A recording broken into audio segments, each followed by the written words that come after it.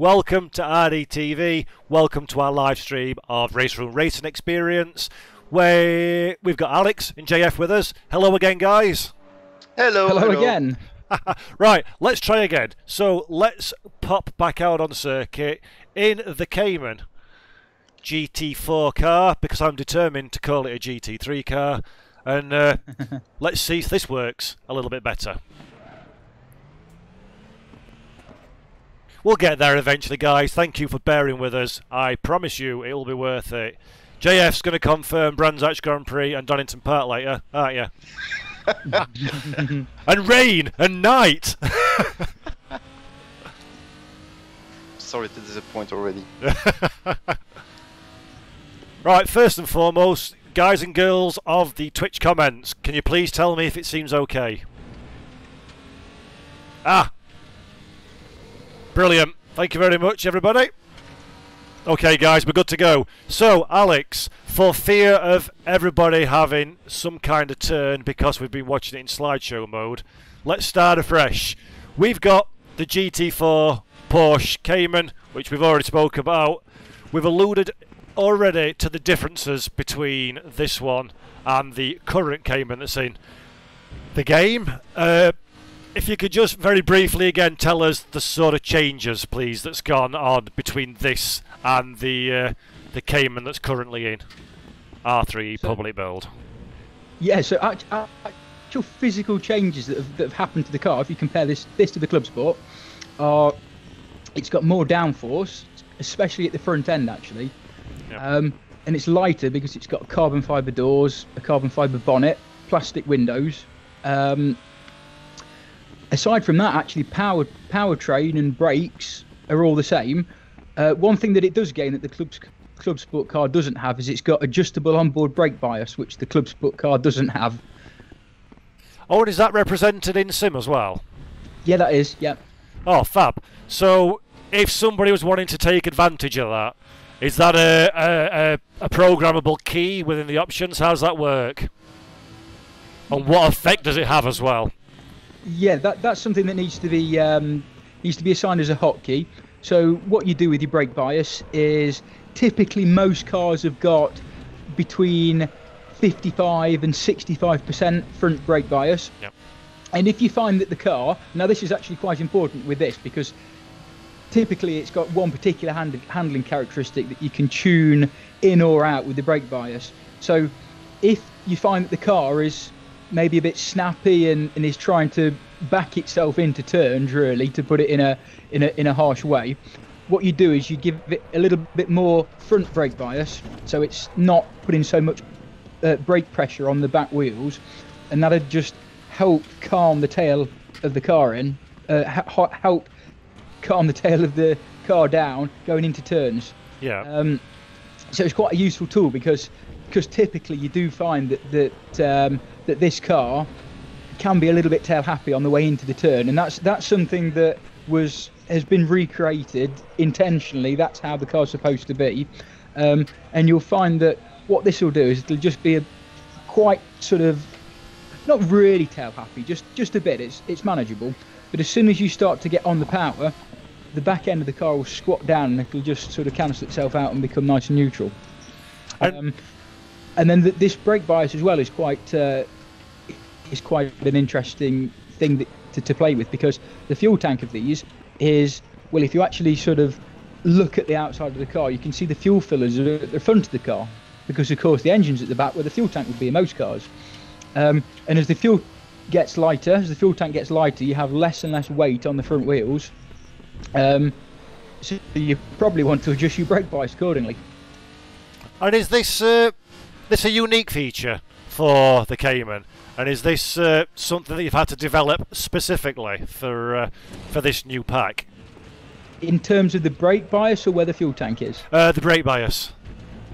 So that's actually something that's been on most R3 cars since the beginning, but actually switching it off and not allowing it was something that was actually really new for the Club Sport. And the Club Sport, we spoke about it briefly when we were in choppiness at the beginning of the stream. This Club Sport is part of a 3-car pack, obviously. Has that they've all, as BOP testing been done, are you going to get a similar sort of level of competitiveness, even, put my teeth in, between the three cars? Yeah, so just to remind us, so we're clear, this one is the Club Sport Monthly Racing. It's got almost the same name as the other car, but this is the MR car. And if you look on the back, it does have a little MR. But yeah, so we've really made an effort to, you know, as we always do, and it's worked really well with the GT3 cars that we've done. But we've worked really hard to balance the cars, even though they've all got quite different attributes. You know, the KTM is typically sort of quite lightweight and good at corners, whereas the Cayman is really, really good in a straight line, but being a bit on the heavier side, it's not been so good at the turns. So you end up with quite different personalities, but overall, on sort of any given track, you're within a few tenths with most of the cars, and one car will shine at one circuit and another car will shine at another circuit. And the challenge is making it so that when you run a series of maybe 5 or 10 circuits, that it equals out. Much like the real life version of, well, many different championships, I suppose. And just to give the viewers like a bit of an idea. Yeah, you can see that's wow. Exactly that happiness I was talking about. It should just get you ever so often. So just to give everybody, tell me about it. Just to give everybody an idea that's watching the stream, what kind of process do you go through to perform BOP in different cars for R3E? So the process, time's really important. What I do is I basically get the cars so all the numbers match and all the downforce and the power and everything all is right, and and I get the cars to where they're handling where I want them to be, and then I basically hand them over to the sort of the beta test team, a decent group of really dedicated racers, and we you know, balance, really thrash it and just keep going, and basically we will go to a circuit to begin with, and it's all about best lap time, and we say we can do whatever you want to the setup, just tell me what lap times you can do with the car. Yeah. And then we'll go to another circuit. So say Zandvoort's quite good because it's got a little bit of everything, but then you've got, on your extremes, you've got somewhere really twisty like say Mantle Park, and then you've also got Monza, and then they're the two extremes. So what we do is we sort of add a little bit of weight, as they would do in the real series. We add a little bit of weight here, or maybe if we've decided that we absolutely don't want to play with the weights, maybe something's not quite right about the power numbers, and we just sort of tweak it any which way that we feel suitable without losing the character of the car. Sort of, we've tried to stay away from adding weight to cars because it can change the character of them a bit too much. You know, if something's really a runaway sort of leader, or it's really handling nicely, and you stick 50 kilos in it, it can make it quite a different car. So it's nice to just maybe just tweak how much drag it's got or how much downforce it's got, and just eventually we sort of massage it. And there's no really one quick way of doing it at all. It's all about making a car, maybe you've got to make that car a tenth of a second faster, but it's losing out in this situation, so time, perseverance, and a spreadsheet. Yeah, really, basically it's just perseverance, and then you know, and just trying, and it's amazing, actually, on that note, how you can have two different cars that have got, just thinking back to another series like the TCR cars that we did recently, you can have two different cars with the same power, the same amount of downforce, the same weight, same drag, but because they're actually different dimensions, one's maybe a bit wider than the others, so the actual track width is wider, the wheels are further apart if you look from the front, the lap times come out different. And is that something that you've found happens a lot with different cars? Is the numbers only tell sort of half of the story, and then the rest of it's... Yeah, sure. Yeah, definitely. And it's and it actually, from that note, it makes you realise why typically racing cars are always made wider than the road cars, aren't they? You always see big wheel arches, and that's why, because basically the tyres have an easier time if the car's wider. Look it up. It's too much to explain right now. So the car ends up being quicker. It's fascinating. It's amazing to see. But coming back to these anyway, so the BOP's been really quite interesting because the Cayman was really like a straight line missile, to be perfectly honest. It's when it races in the real VLN series, it's actually faster down the back straight than some GT3 cars. Really? Wow. Yeah, really. It was quite an interesting one. Really quite an interesting one. And just to throw it over to JF for a moment, obviously, hello! Obviously, it's quite exciting to have Porsche in the sim. They've come back to sim racing in a big way last couple of years. How have they been to work with? How enthusiastic are they to see series such as this brought into a sim racing world? Well, for them, it's also a bit of, I don't want to speak on their behalf, but it's also a big gasp of air, because they finally can be features in many games. So for them, it's really positive, because they can finally have, the Porsche cars represented in all kinds of simulators and games and everything. So they were very enthusiastic with us making Porsche cars, and we actually selected the cars together, like what would make sense for the game, what would make sense for you as a brand, because they're also interested for events or any competitions in the future, for example. So yeah, we picked. Our plan is to make, as you know, 3 Porsche cars a year. Yeah. So last year we started with the Cayman, the GT3R, and the Gt3 Cup. This year, this Cayman MR that you've been discussing with Alex, this is not one of the 3 cars of this year. Oh, cool. This is still one Cayman. It's part of the same license. So, for example, we might. I don't want to promise anything or get anyone excited right now, but we might also upgrade the existing models that you have already in the game right now. As Porsche releases new versions of the Gt3R or new versions of the Gt3 Cup, you might have seen some that have been leaked, some pictures that have been leaked online. So the same way as we are releasing now the Cayman, we might in the future just release new versions of the cars we already have. Oh, that's good to know. That is cool. So you're still aiming for the target of 3 cars per year as part of the initial Porsche license? I can tell you right now, it's the rush to get the 3 Porsches of this year coming out on time before 31st December. And obviously, without going into specifics, how's that going? Are they fairly well advanced in their development cycle? I must admit we're a bit late,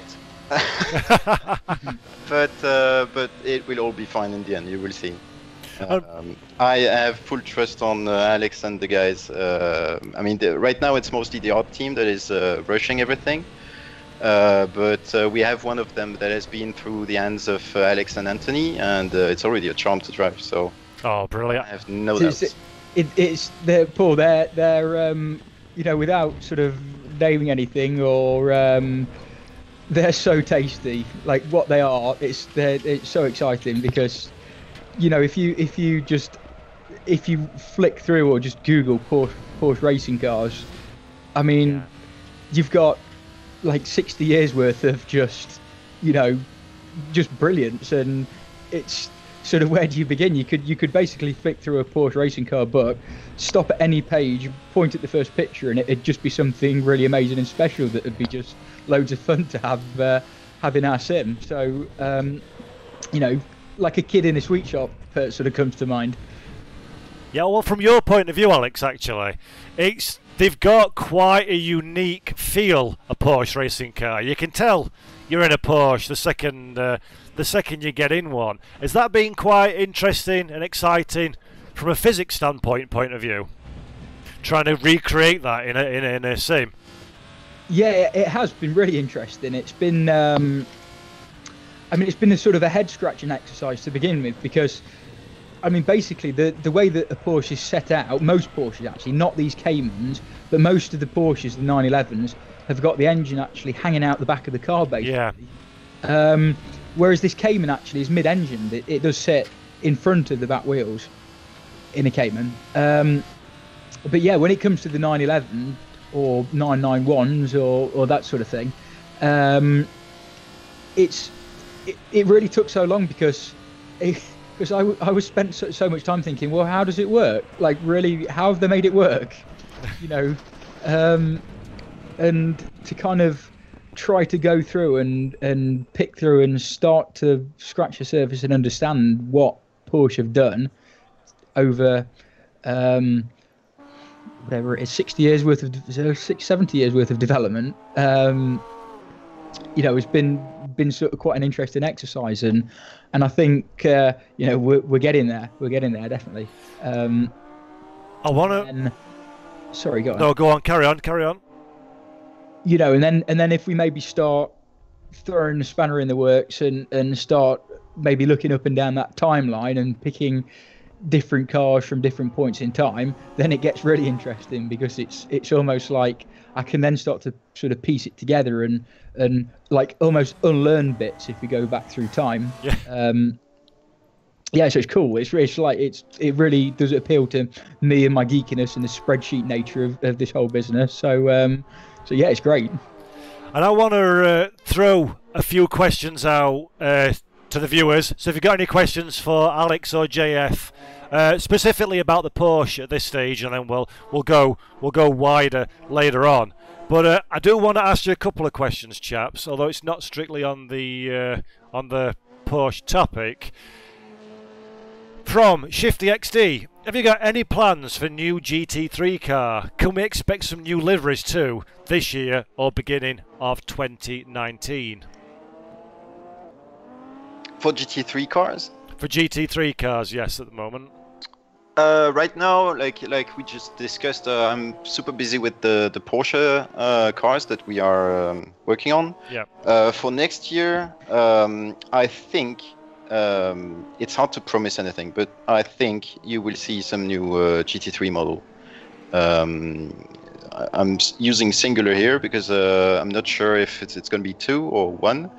But we will see. I mean, we always look at what's coming out, the new GT3 cars that are being announced. You know that some will be brand new next season.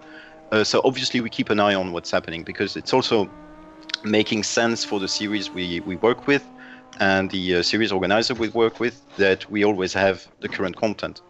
So yeah, it's definitely something that we look into.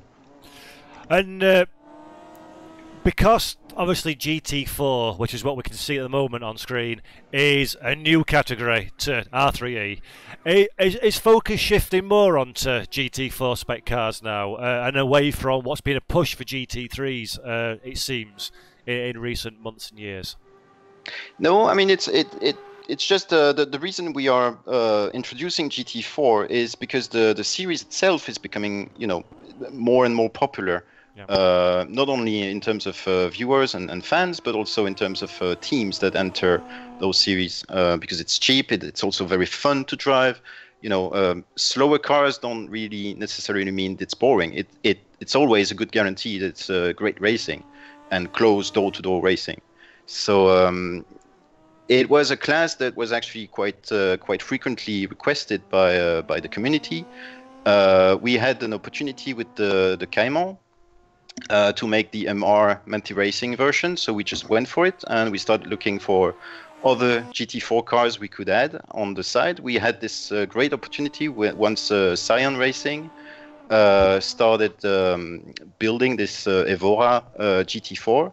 So we started talking to Scion Racing.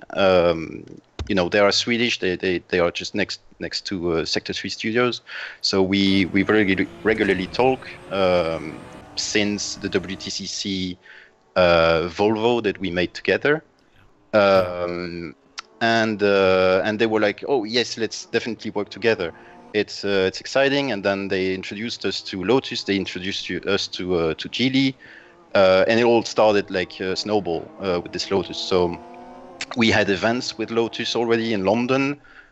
We had events in China. It's because as you might not know, I don't know, but Lotus is owned by a Chinese company called Geely. Yep. They own Volvo. They own Lotus cars. They own a few tracks in China. So it's a great business-to-business relationship. So yeah, and then we have this KTM that we already have been teasing and already have for a while. That's an understatement. That one has been collecting dust because we had it almost ready, but then we had to shift focus to series and events that were coming up. So we always kept it on the back burner. Like this is coming out soon. It's gonna be great, but let's also find some sisters for her to race against. Yeah. So that's all this background story explains why you will see so many KTM GT4 livery, because at first we thought that this car would come out on its own. So we wanted to have like a full grid of those. So yeah. So now it's going to be a popularly painted car then. It's a lovely motor. I mean, we'll get into that one. We'll get into the KTM shortly. But I've got a question for Alex from Sunday Driver. Do you guys have access to real-world data from racing teams when building these cars? Alex? Hello? Yeah, sorry. Yeah, I was listening. Yeah. So, do we have access to real-world data from racing teams? Was the question, wasn't it? That's right. Yeah, from Sunday Driver. So, yeah, we do. Yeah. We everything from. Well, if we go through these GT4 cars, we've got everything from all the homologation paperwork, which details everything from how big the valves are inside the engine, to how heavy the brake discs are, to how big the clutch is. So everything, every single dimension and everything is there defined, which is a massive help. There's no guessing there. There's no making anything up. And then we also to mention, the real drivers for this Cayman, we have Moritz Kranz helping us, who is a VLN driver. And how much of a help is that alongside the data to get the real feel, so to speak? Yes, it's a really big help. I mean it. When you combine all three things together, so we've got all that sort of info and data, and then we've got actual like logged data. Graphs and telemetry, and then we've got the guy, who's been racing it for real. We don't have sort of many excuses, and everything's pushing us all in the right direction. So the answer is yes. We've got sort of plenty of data, but then the interesting thing becomes, and development focuses on sort of understanding exactly how the physics engine uses that data, and making sure that we're talking to the physics engine properly, which is you've got sort of understanding of the data and understanding what the car's supposed to be doing, and then you've also got the understanding of what the physics engine is doing with the data that you're putting in. So you've sort of you're sort of spinning a few plates all at the same time there. I suppose that's an advantage to having such a mature engine that you've got in R3 at the moment, your own engine based on the G motor platform. Does that help you, because you really must at this stage now, it's a few years into its development cycle, you must really know the ins and outs of what it can and can't produce, and workarounds from there? You'd be surprised, it's still got some mystical parts. But no, so it really does help, because we're not sort of guessing too much with things. We've got a pretty good understanding of it, and also because of the way that it's understood, we can sort of bolt things in, and yep. There are features that we're working on, which some of them have been sort of pretty heavily requested, but there are certainly features that we can bolt them in, and because for the most part of it's all really tried and tested, we don't have to sort of focus on on the big picture of it so much. We can just sort of add one thing in and then make sure that that one thing works, and not have to worry too much about the whole big picture crumbling. No, that's a good point actually. It's sometimes I think people don't appreciate in game development how you can do one thing, make one change, and it has a knock-on effect elsewhere in the sim, and before you know it, you've got a problem that you didn't expect just from a simple change. Yeah, and we've had something exactly like that happened recently actually. Which was a little bit of a headache. I won't go into too many details about it, but it was to do with a recently released car pack, and where we were looking at basically improving the way that the turbocharger behaviour was in the game, and some tweaks were made, and it all made sense, and it was all great, until we then noticed that some of the cars were suddenly 2 or 3 kilometres an hour too slow at the end of the straight, or slower in our internal version of the game compared to what was happening in the live version of the game. So you just have to keep one eye on all the time on. It might be something that's really tried and tested, but you make a little modification and it does have some sort of it implies something somewhere else. So you've just got to be really careful all the time. It's Right, one last question on Porsche, and then we'll go back in and have a go in KTM, I think. Oh, so keep going for it. I can answer. I'm happy to keep talking Porsche and answer Porsche questions all day. It's good. Well, this one's from Brainsbush. Does Porsche themselves have to approve, test a new car before it's released in R3E? Yes, correct. Any brand that is serious about its presence out there always requests and wants to approve anything that you produce. So in our case, it's even before the car goes into the game, we make pictures of every angle. They feedback on the shape. You got this bit a bit wrong. This should be bigger, or whatever feedback that they have. Then this can go back and forth 1 or 2 times, and then we get in the game. And then at that point, Alex, Anthony, and the guys, they just make the final tweaks, visual tweaks, physics, sounds. Once we have something that is in beta, I make a video of the car under all angles. I show the damage, how the damage looks. I send that to the licensor. This is not only Porsche. This is valid for any licensor that you can think of. And then they look at the video, they feedback on the sound, feedback on the handling maybe, if they have anything to say there. So yeah, it's a long process of approving anything. With that, some manufacturers are always a bit more, difficult, like a lot more precise on their feedback or on their requirements. Some manufacturers are more like, yeah, whatever, do whatever, this is fine. So it's always a balanced act. Without naming any names, have you ever had a manufacturer feedback to you that they want their car to artificially look or perform better than? Yes, and this has been yes, and this has been denied. I was about to mention that. Yeah, this has bin denied, and successfully as well, because we have also an argumentation to make. If I mean, it becomes to pay to win kind of thing. Like if suddenly you have a class of cars and one of them is overperforming and much better than the others, the temptation becomes very high to just set that car a little bit pricier, and that's exactly what we want to avoid. We want to have equal cars, and that's why we spend so much effort, like you were discussing with Alex, on balance of performance of all the cars we release. Fantastic. Thank you, chaps. Right, I'm going to get back in game and go pick another one of these GT4 beauties. So, what should we drive, Alex? What's your preference? Let's go for... I think we've teased the KTM for long enough. Let's go for the KTM. Right, cool. Let's go for this striking blue and orange one. So, KTM has been known about now for, oh God, over a year, I think, if memory serves. there's already a KTM Expo in game, but this is the GT4, the closed top, the one with the roof on it.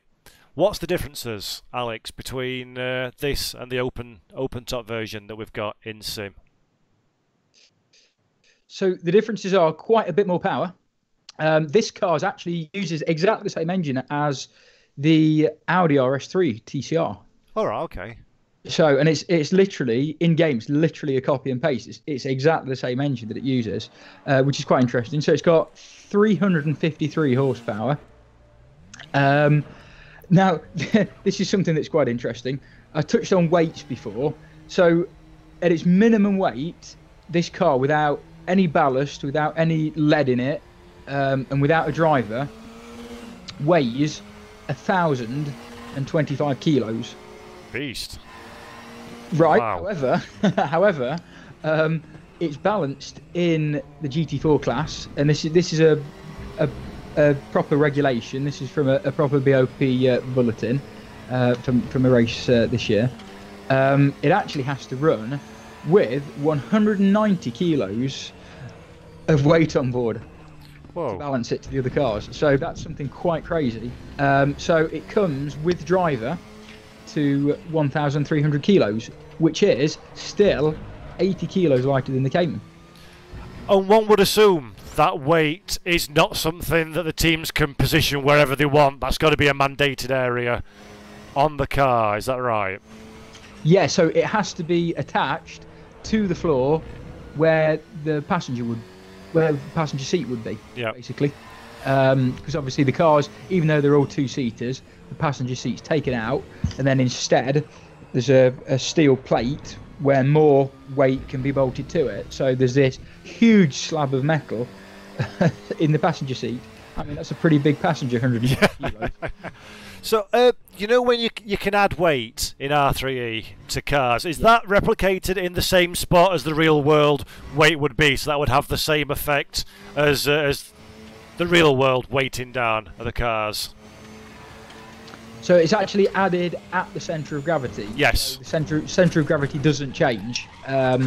So in effect, yeah, because we sort of, all the cars set up to the centre of gravity in a certain point, so it's added at the centre of gravity. Yeah.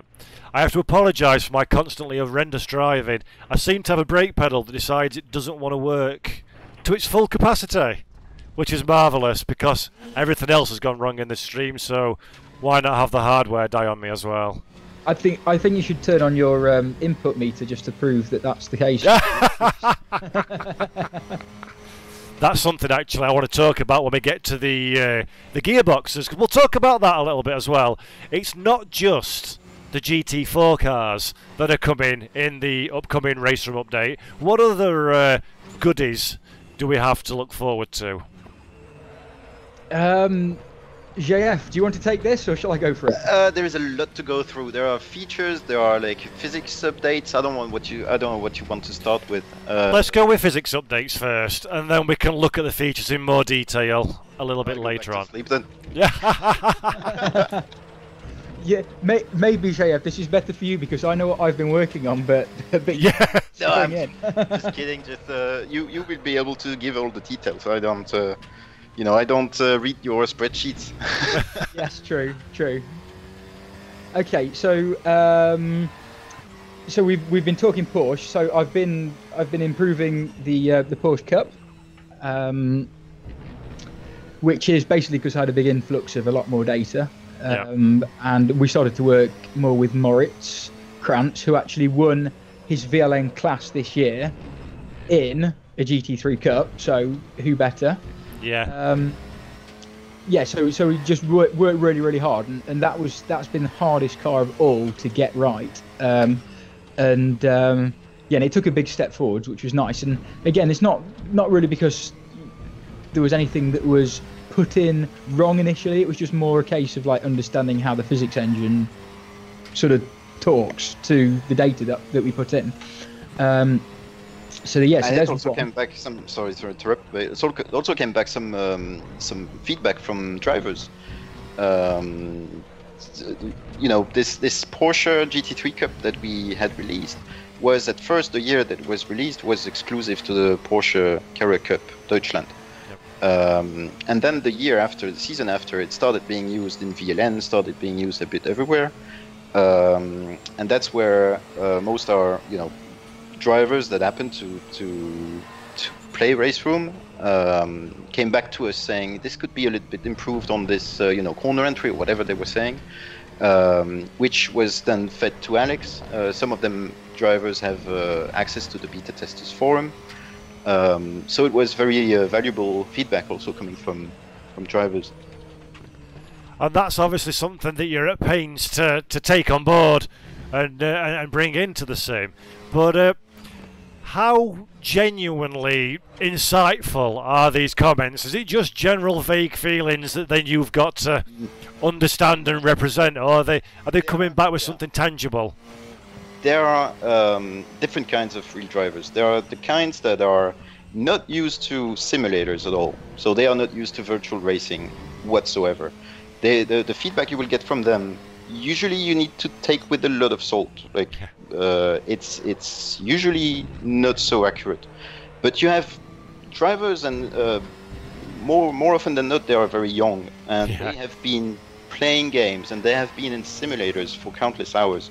And they get in the game and they are immediately, feeling at home.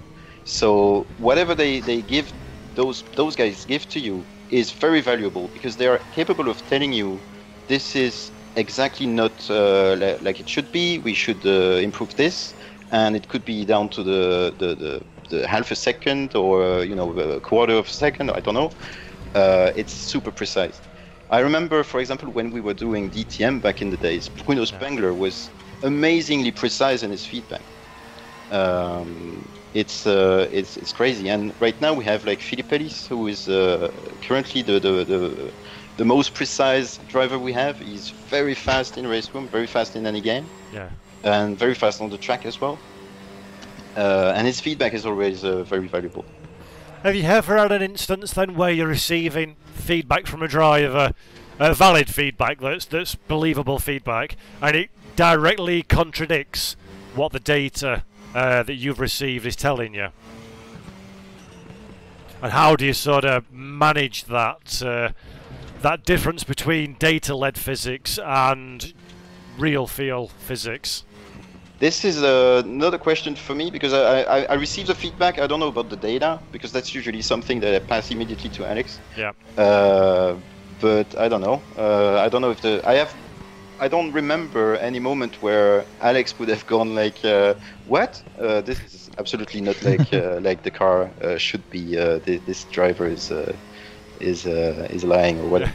And that's never happened. That's reassuring, I suppose, that you've got the engine and the game and the sim in a good place in terms of it's behaving how you would expect it to behave. Yeah, absolutely. I mean, this is more a topic for Alex, to be honest. I'll pick that up then. Yeah, so I can't say that there has been an instance where what really seems to happen is more the complete opposite. Has been that I've sort of maybe had a hunch or an inkling, like, oh, maybe we should make this change, maybe we should go in a little bit more that direction, and then the next thing that I know, JF's passed some feedback on to me and it says exactly that, and it's like, oh great, okay, well that's good, we're going in the right direction. So it always seems to be quite a positive, and not a it doesn't stump, it just sort of like it keeps the ball rolling in the right direction, which is really good. Yeah. If I just sort of say a few things about the GT3 Cup, so I think that the feedback that we got is that the car was probably a bit of a bit accentuated in it, or like all its features were correct, but everything was a bit too strong. Like in terms of the traction was good, it's supposed to be very good, but it was too good, and the lift off oversteer is correct, but too much. So basically everything was like turned up and dialed up a bit too much, and bringing everything in and just making the power on understeer less, and sort of making the high speed understeer less, were all like positive changes, and it just sort of like everything basically just got toned down a bit, and it seems to be getting much better feedback now and thumbs up all around, which is nice. And for somebody in your position, I can imagine that's sort of feedback's invaluable, really, to validate what you're doing and also just take it that little step closer to the realistic goal that you're trying to achieve. Yeah, oh yeah, definitely, yeah. It's I mean, data. That's the thing that I'll say about now is that data and numbers are great, and but you can get lost in them. You can. Yeah. It's really easy to get lost in them, and you know you can sort of fire numbers all day long. But what it actually really comes down to is, does it feel right? Yes or no? And if it feels 100% right, but the numbers are 90% right, then you know I'd rather pick a driver telling me that it feels spot on, than the numbers tell me it's spot on and the driver says it's not quite right. You know, it's all about really like what the end product is and what the feel is to me the really important bit. So we're in the Expo now, or the Xbox. I insist on typing every time I write about it, even though I know not to do it. What are the features of this car? Why is this one different than the Evora and the Cayman? Apart from its ugliest sin. So this car was, let's just tell you a bit of a background about it. So it doesn't look anything like the other KTM that we've got. It's got the same chassis. It's got more power out of the same engine, quite a lot more power. It's got big fat tyres with big fat slicks. It's grown a lot of downforce, and it's lost quite a bit of drag because the other car being open top and wheels uncovered and stuff is quite draggy. In terms of layout, all three of these cars are actually like mid-engine, so they're all sort of weight distribution is all pretty similar. It's got quite a lot more downforce than the Cayman that you've driven. Although that has been restricted by the ride height that the car runs, because in game we could if we raise the car up or lower the car, that alters downforce. I remember talking about that with you before, but basically the lower the car runs, the more downforce it has, because the diffuser is closer to the ground, so it's sucking harder as the car's going along. And to sort of keep a real GT4 balance of performance feature, the car has got a minimum ride height of, you can tell me if you go through the garage and look at it, but basically it's been specified that it's got to run at that height, and basically it sort of equalises how much downforce it's got compared to the others. You know, if it could run 50 millimeters lower, it's got a heck of a lot more downforce. You know, it sort of gets into GT3 zones. It's not possible. It's not allowed. Otherwise, the thing's going to be gone. You know, sort of around the corners. So it's got, as all of the cars have got in this class, it's got ABS, it's got traction control, and it's got adjustable brake bias. You know, as we said before, the fuel tank in this is basically the driver's sat on it. It's just right behind the driver, so it's not in the front. So the balance of the car isn't going to change quite so much as the fuel level goes down. And I really like it. It's one of my favourites of the class, actually. It seems quite, it just always feels like really sort of sure-footed, and it doesn't sort of really want to go sideways very much. But if it does, it's quite easy to catch. It sort of likes being driven around on rails. It's noticeably more stable than the Cayman that we've just been in, definitely. Yeah.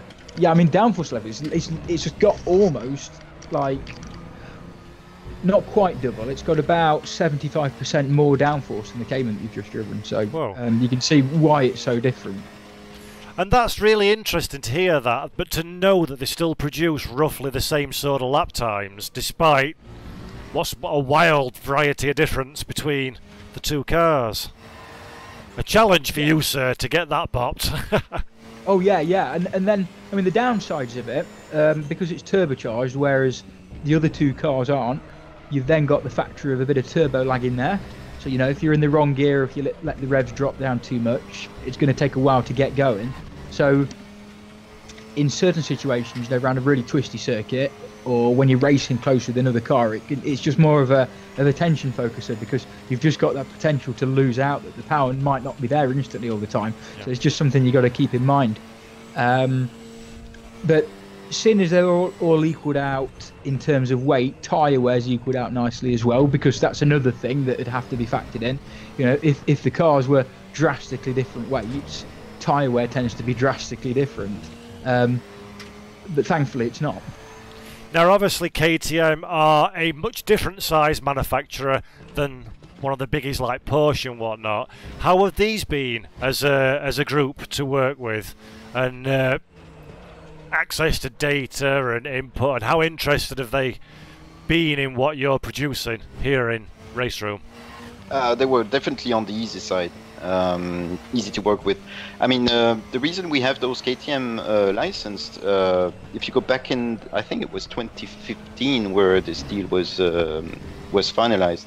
It was all surrounding an event at the Red Bull Ring. So we had the car out, and then we had some competition. And if I remember correctly, I think it was Alex Dorniden who won and got invited to a KTM event at the Red Bull Ring.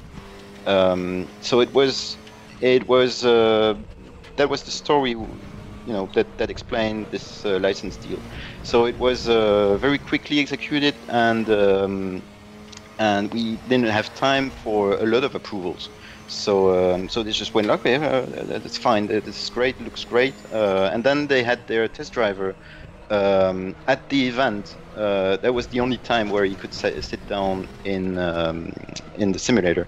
So that was after the release, because he was so busy, he never had time to actually test drive it before we released the car. And what he said was positive. I mean, he actually had some feedback on the edge pattern behavior, which is something that we will discuss, I guess, in a bit. So have they been quite forthcoming then with information and responsive to questions and whatnot? And do they give you a similar level of information and data as somebody like a Porsche of this world might? I think there are no real differences. I mean, they all want to give you as much as you need, because it's in their best interest. Yeah. Some manufacturers, it's always like you need to understand: is this actual? Is this factual? So we need to quite compare, because sometimes, you know, they will want their car to be the fastest. Yeah, of course. So they might give you some data that is a bit biased. So you have to compare it with, like Alex said, homologation papers or anything that is out there on internet, or in books or anything. So yeah, I'm not saying that this happened with KTM at all. That's just because I just put in my mind. Yep. But yeah, I mean, they all are ready to share anything we need regarding the creation of the car. I don't know if this is something you can comment on, but is this relationship with KTM just related to the two cars, or is this something that you've got interest in expanding in future, either with further competitions or reproducing any new models that they might release in the future? Yeah, why not? I mean, like I said, the very first reason was an event in 2016, yep. and I mean, since then we haven't really spoken about doing more, but it's a door that is always open. So if at some point they need something, or at some point we are interested in making something with them, we just can reignite the conversation. But at this point there is nothing planned. It must be quite refreshing though to have the kind of relationship where you can just pretty much pick up the phone and move forward from there. You know, this is something that is actually good for us. We are we have an advantage in the way that we are owned by KW Automotive, which is the suspension maker, and they have a phone book that is surprisingly big. Yeah, I can imagine it's very difficult for a game developer to open doors to some of these big brands and prestigious teams. So actually having KW on board must be a big help from an advantage over other similar devs maybe, or people with more money to throw around. Just this week we had a discussion in physics chat, because we in the development chat we had a discussion about suspensions and what the physics engine is doing regarding dampers rates, and we were discussing like does this make sense, la la la, and I just shot an email on the side of that discussion to an engineer at KW asking the question straight.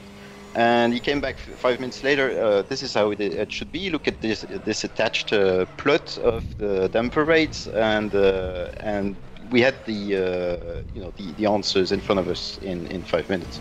So yeah, it's a big advantage. Yeah, that was brilliant. That was a really good. That made me smile, because it was just there's no guessing. There was no I think it should be this, and I've googled this, and this book says this. It was that's one of the top guys in KW suspension who. That's his bread and butter, and we just said, well, we think is this right or is this right, and he just sort of went straight to and said, yeah, this is how it should be. So that was that was great. Right, I want to throw it out to you guys in the chat, please. If you've got any questions about the KTM Expo GT4 and you want to throw them to Alex and JF, please drop them in the comments, and I will do my best to read and drive at the same time. So, here's one. What's the most difficult car to develop with regards to physics? Are there differences from a development point of view? That one's to you, Alex, I would imagine. Most difficult one, I'd say definitely the one that we've already talked about. The 911 one.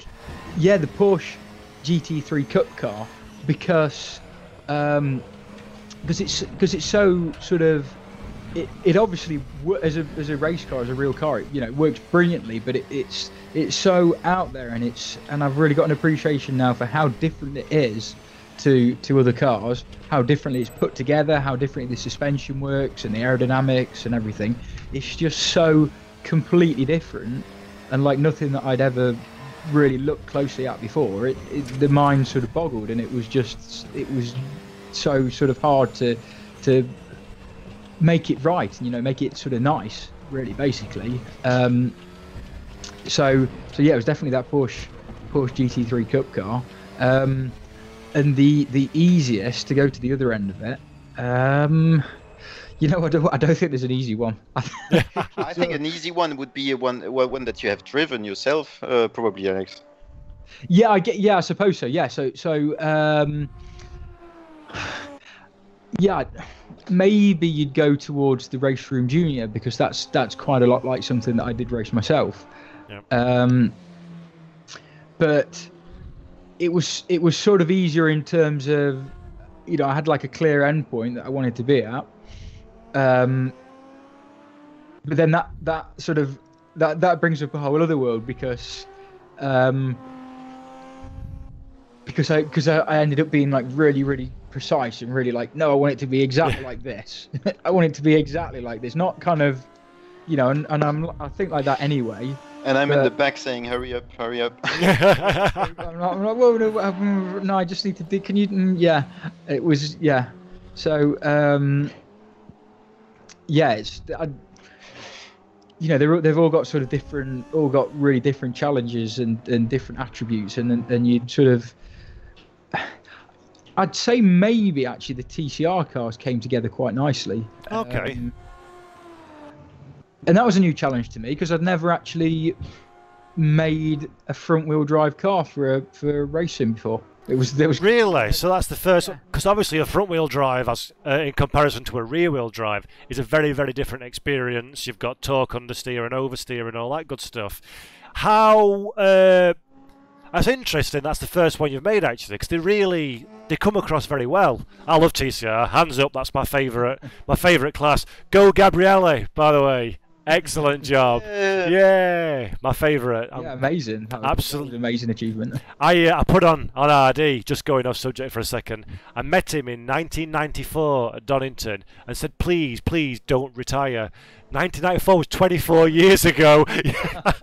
Bloke's won 2 world titles since then, so yeah. Hang on, 94, so he was... Alpha in the British touring cars. When did he drive for... He did a race for Tyrrell in F1, didn't he, at some point? He did a race in 95, I think it was, for Tyrrell, one off. I think he, There you go. if memory serves me correct, and now you're asking me, I think he packed in 91 or 92 in F1, full time. It was. Yeah, did European touring car and then British touring car as well. The famous one, you know, when he went up on 2 wheels at Knockhill in the Alpha. Yeah. And then I think it was 95. It was a standing job at Tyrrell just for like 1 or 2 races. But Like a Salo or someone like that, yeah. something like that. Yes, it was Salo and Katayama, weren't it, in Yeah, 95? we're all racing geeks here. We are, aren't we? Yeah, obscure. I can't tell you nothing about what happened yesterday, but ask me about Formula 1 25 years ago. I'm your man.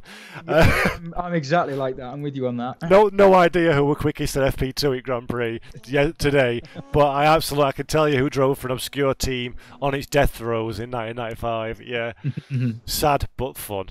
Right. But Quick question from the comment section. Apologies that this is slightly off topic, but it's one I'd like to know. It's from Shifty XD again. What about DTM season 2019 with Aston Martin? Last one you guys had, obviously a long relationship with DTM, was 2016. Is there any room, potential, for DTM to come back to the sim? There is room. I'm going to leave it at that. Sorry, but Okay. it's like I said before. It's always the door is open. They want to do something together. We are there. So it's yeah. I shouldn't jinx anything. Sketchy ground, sketchy ground. Okay. Anything you want to say in particular, Alex, about the KTM before we shuffle on to the Lotus Evora? yeah, I'll just throw one little snippet fact at you that might be interesting for people. So the people that developed this KTM made it into a GT4. Because you find that when you look at the way that the GT4 cars are put together, the manufacturer doesn't produce the car themselves, doesn't develop it themselves. It's always like a smaller team that does it. Yeah. So you've got Cyan Racing for the Lotus, you've got Manti Racing for the Porsche, and when it comes to the KTM, it's Rita Engineering. And Rita Engineering are the guys that also made everyone's favourite Camaro GT3. Yeah, because they've been around for quite a long time with quite a high-profile team. I didn't know that, actually, that they're involved in the expo. 'Cause it's a very different car compared to other cars in its class. You can tell just by looking at it, it's a very different car. And Scott IRE asks, is the Expo the only turbo-powered GT4 that's going to be in the class? And if so, is there a noticeable advantage on inclines like in Bathurst? Well, of the 3 cars, it is the only of the 3 cars that we've got at the moment. That is the only turbocharged car. If it comes to sort of anything else, I don't know. I can't sort of speak of. I just get fed what's happening now, and it's sort of like your own job and not the job of the person either side of you, sort of thing. Yeah. But yeah. So is there an advantage when it comes to inclines? Well, I'd say if you're somewhere at Bathurst, that's probably where you've got to watch yourself a bit with the turbo lag. I mean, you can actually practice and sort of figure out already what the engine's going to be like, because as I said, it's literally it's the same engine as in the RS3 TCR. So if you drive that car, you know exactly how the engine's going to perform. Yeah, it's exactly the same engine. And what's the weight comparative between the 2 cars? Are they similar handling characteristics? I would assume the TCR car's quite a bit lighter than the Expo. Actually, you know what? It's quite interesting as well. If you compare GT4 and TCR lap times, they're about the same. They're within about a second. Okay. And power-wise, they're about the same, and top speed, they're about the same.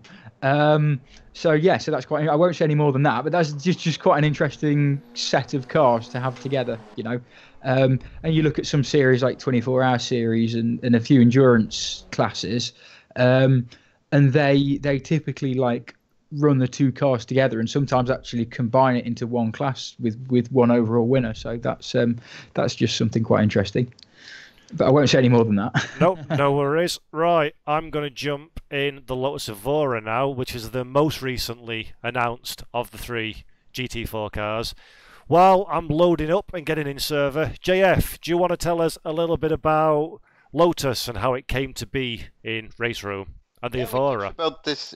We touched about this a bit before, but one day I was browsing Twitter, and I saw Sion Racing had an announcement that they were about to release some news on a new car, and I thought, okay, this is probably a TCR car. I should keep my eyes on this because back in that day we were busy making WTCR content. And I kept my eyes on it, and then turned out it was a Lotus GT4 for the Swedish GT Championship, driven by the Prince of Sweden and Ted Bjork, that you know from WTCR and WTCC. So it was actually, wow, oh, this is cool. I'm just looking for cars to put next to the KTM, and so I just picked up the phone and contacted Sion Racing. They said, this is great, but on this car we need to involve Lotus, because obviously we are not the sole owners of the license. So we got in a three-way discussion. Turned out that Lotus cars were very interested in what RaceRoom had to offer. It's not only the game that you can play at home, it's also hardware, events, turnkey solutions for all kinds of events. And they said, we have this event in London end of the year. Do you think it's possible that you make the car for that date? So it became suddenly a rush that we had to make the car happen in a record time. But we did it. And at first we only had one livery. We had no cockpit inside the car. Yeah. So I think they ran the event on bonnet view. And now you have the result of this story is now coming out in the next batch next week. Ah, there you go. You've leaked next week. When can we expect the new patch? I did say it in the chat though, so because someone was asking, answered that it's the target is next week. Now, a few people have said, I know we've been talking cars and we're on the GT4 bit. What sort of features then, JF, are we going to be enjoying the benefit of when the new patch comes out? Well, if people have paid close attention to your screen when you were going out to change cars, they might have picked up some changes on the lobby screen, the list of servers. Those are basically new filters. We have reworked the entire page to better present the servers, but also, like we maybe mentioned already, we are bringing out in this patch a completely reworked approach towards driving assist. In RaceRoom still today, but until this patch, we have been dividing the players in three categories: novice, amateur, and get real. And those couldn't be playing together. You had a server that was only for novice players, and it had a set of driving assists that were forced on. Yeah. So if you were a beginner driver, and when your game is free to play on Steam, you have a lot of beginner drivers, you pretty much had the only option that was in front of you was to go into novice mode, because maybe you don't own a steering wheel, And this novice mode was never really great. It was not really fun, and it was a lot of assists that was making such a big pack of intrusive assist into your driving that it was really not exciting, not fun. So what we're doing now is pretty much bringing RaceRoom to the same level as other racing titles, which if you played any other game, you can go in, put some artificial traction control, put some artificial ABS, even if the car you're driving doesn't have any. ESP, you know, which is the stability control. All those you can freely adjust independently, which is essential to your progression as a driver. You start with maybe a lot of assists, and then as you feel more confident, you disable one, and then you disable another, and you learn that way. So this is going to be a lot better, I believe, for to introduce players into RaceRoom. Yeah, all of that to say that all those assists are now filters in the multiplayer lobby, because the dedicated servers, when you join in multiplayer, you will either be forced on a certain assist level, forced on no assists at all, or the server will be set to give you the free choice of what you want to enable. Now, usually the assists are making your car slower. Traction control makes your car slower. ABS makes your braking distance a bit longer. But some of the assists are actually giving you an advantage. So we came up with a ballast system. So if you enable those assists, I think from the top of my head, Alex, correct me if I'm wrong, I think it's got the counter steering assist that gives you a ballast of weight to your car to compensate.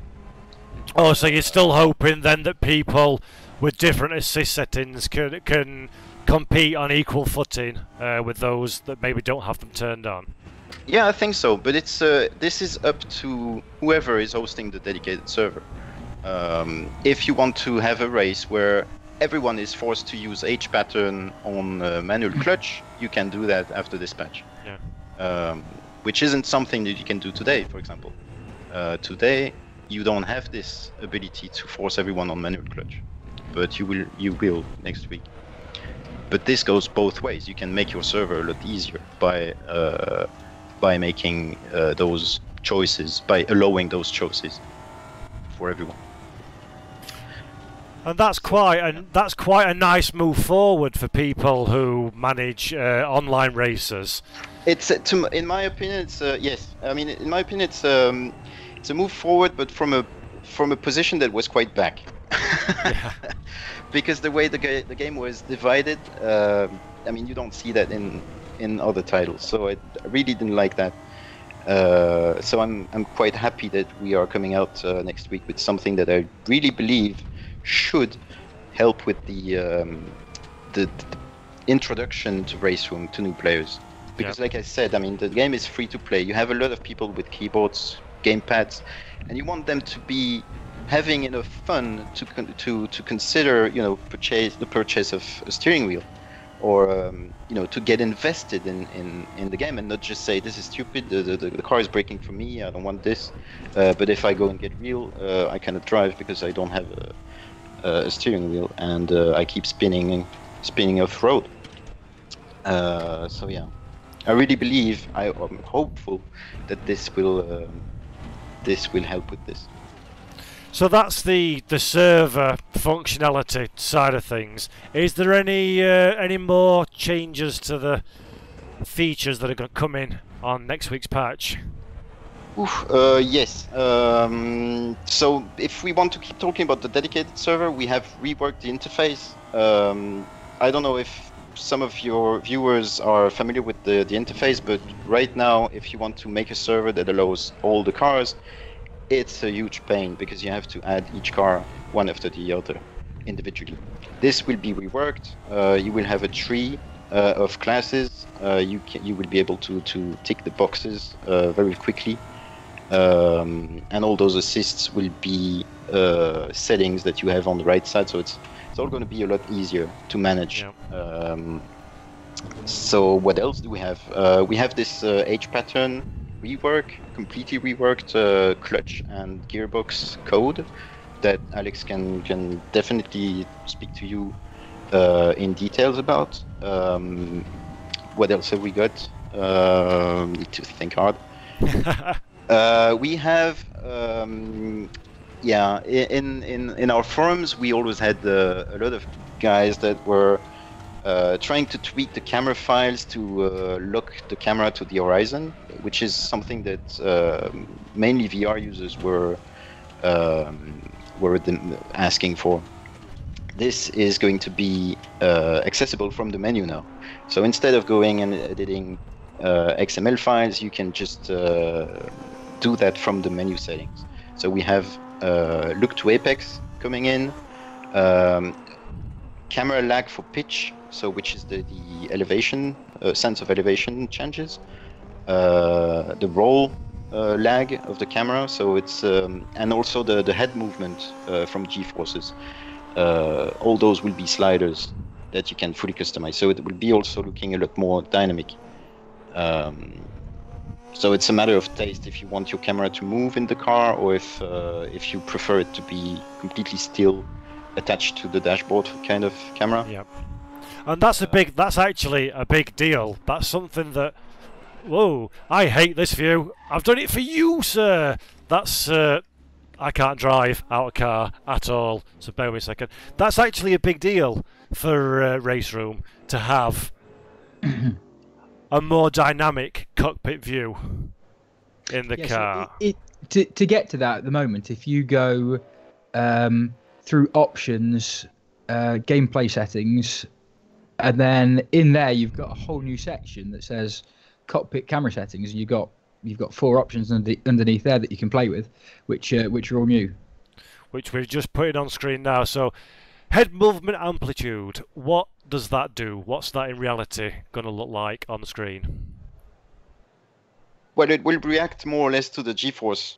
So the more right you push this, the heavier your head will get in the game. So you have physics on this camera. So based on G-forces and the weight of your head, virtual head, you will be affected by the centrifugal forces or braking accelerations, all kinds of accelerations in all directions. And forgive me, JF, you may have said this already, but do these have effects in VR as well, or is it static? Oh, in VR it's static. We don't care about this because this is completely taken over by the sensors of your VR device. So your VR device rules over the position of the camera. Okay.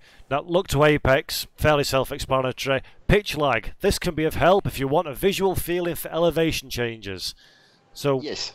So basically, if you go down, say you're at Spa and you just pass the hairpin and you go down towards the Radion Eau Rouge, and then you suddenly go from going downhill to a sharp rise, right?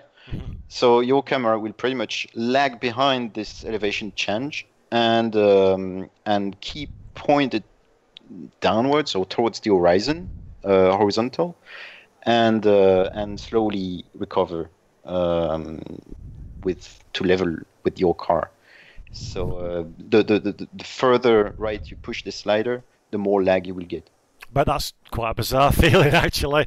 And roll lag. So I suppose the same sort of thing applies there, but for the side to sides.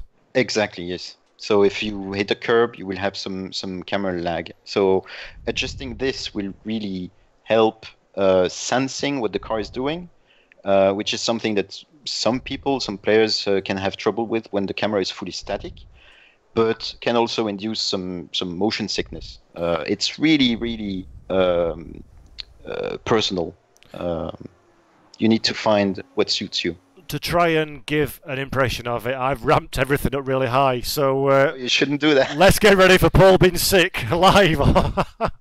Oh, now then, how do I change view back? Oh, there we go. Right. I dare say this is not going to last long, but we'll just see if it gives us... Oh god, we're moving a lot. Pit lane speed limit is already quite dramatic. It's alright, I don't get travel sick, I'm fine. Oh. Here we go. Is this...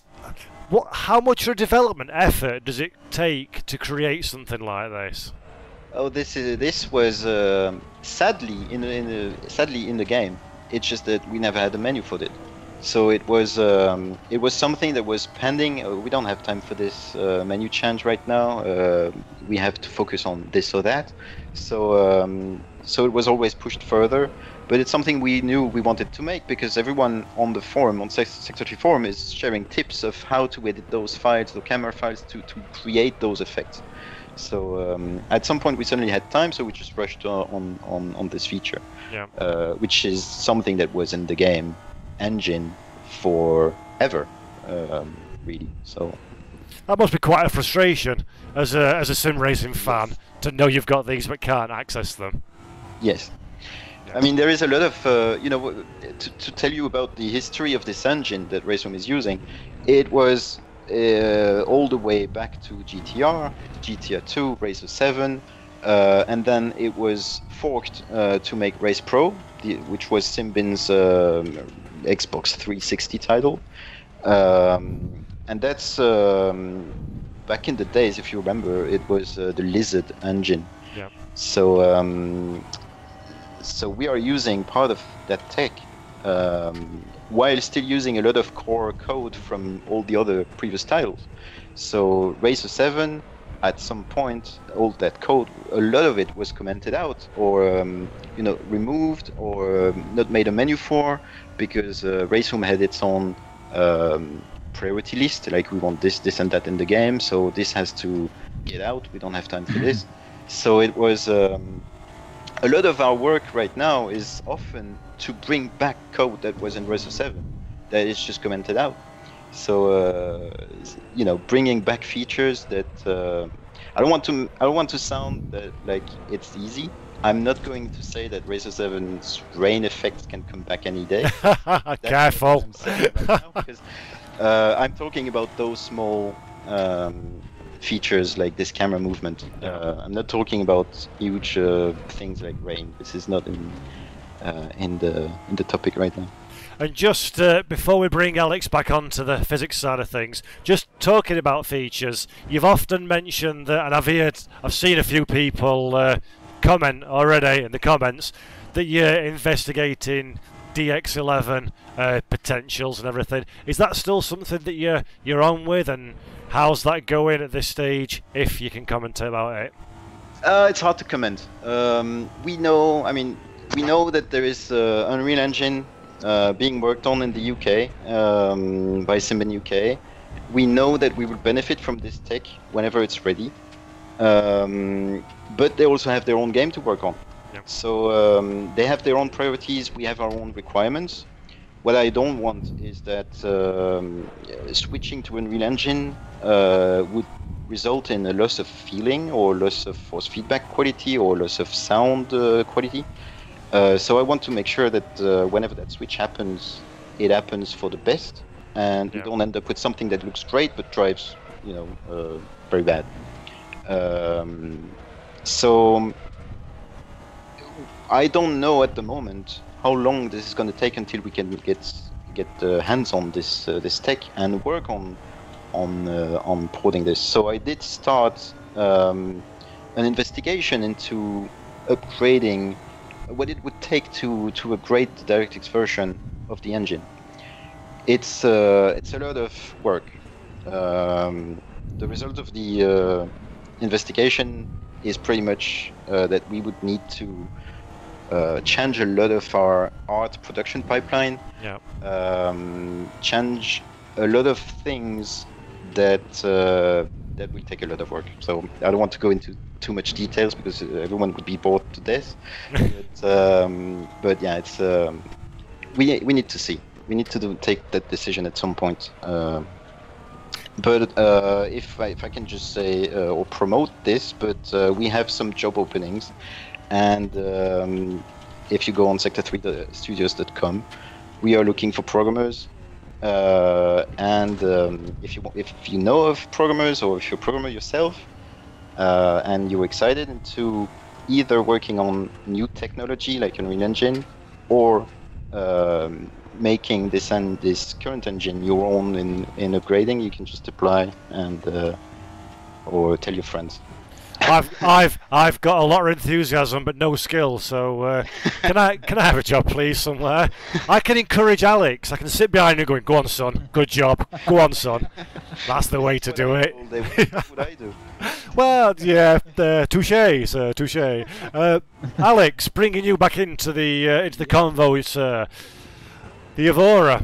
I like this one. I like this one a lot. It says it locks up and misses the apex. What is any noteworthy features about this one for you in the development cycle? It's very Lotusy. Yeah. I've been lucky enough to drive quite a lot of Lotus cars over the years, and raced probably 2 of them, and instructed quite a few people in them on various tracks. Those are mostly Elises.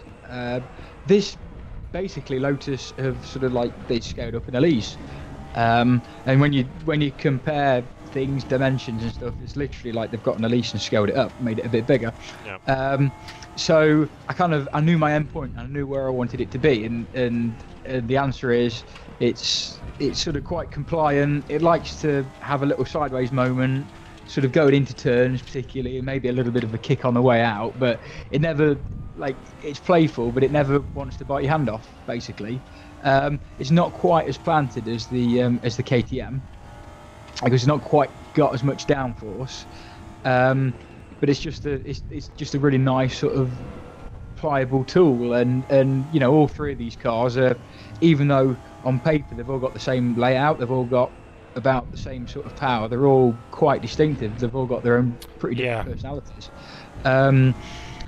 So yeah, it's sort of any standout features that I'd say about it. Yeah, one thing that's quite unusual that sticks in mind that I learned, the weight distribution of this. It's got so much weight over the back wheels, it's not very far off a Porsche 911.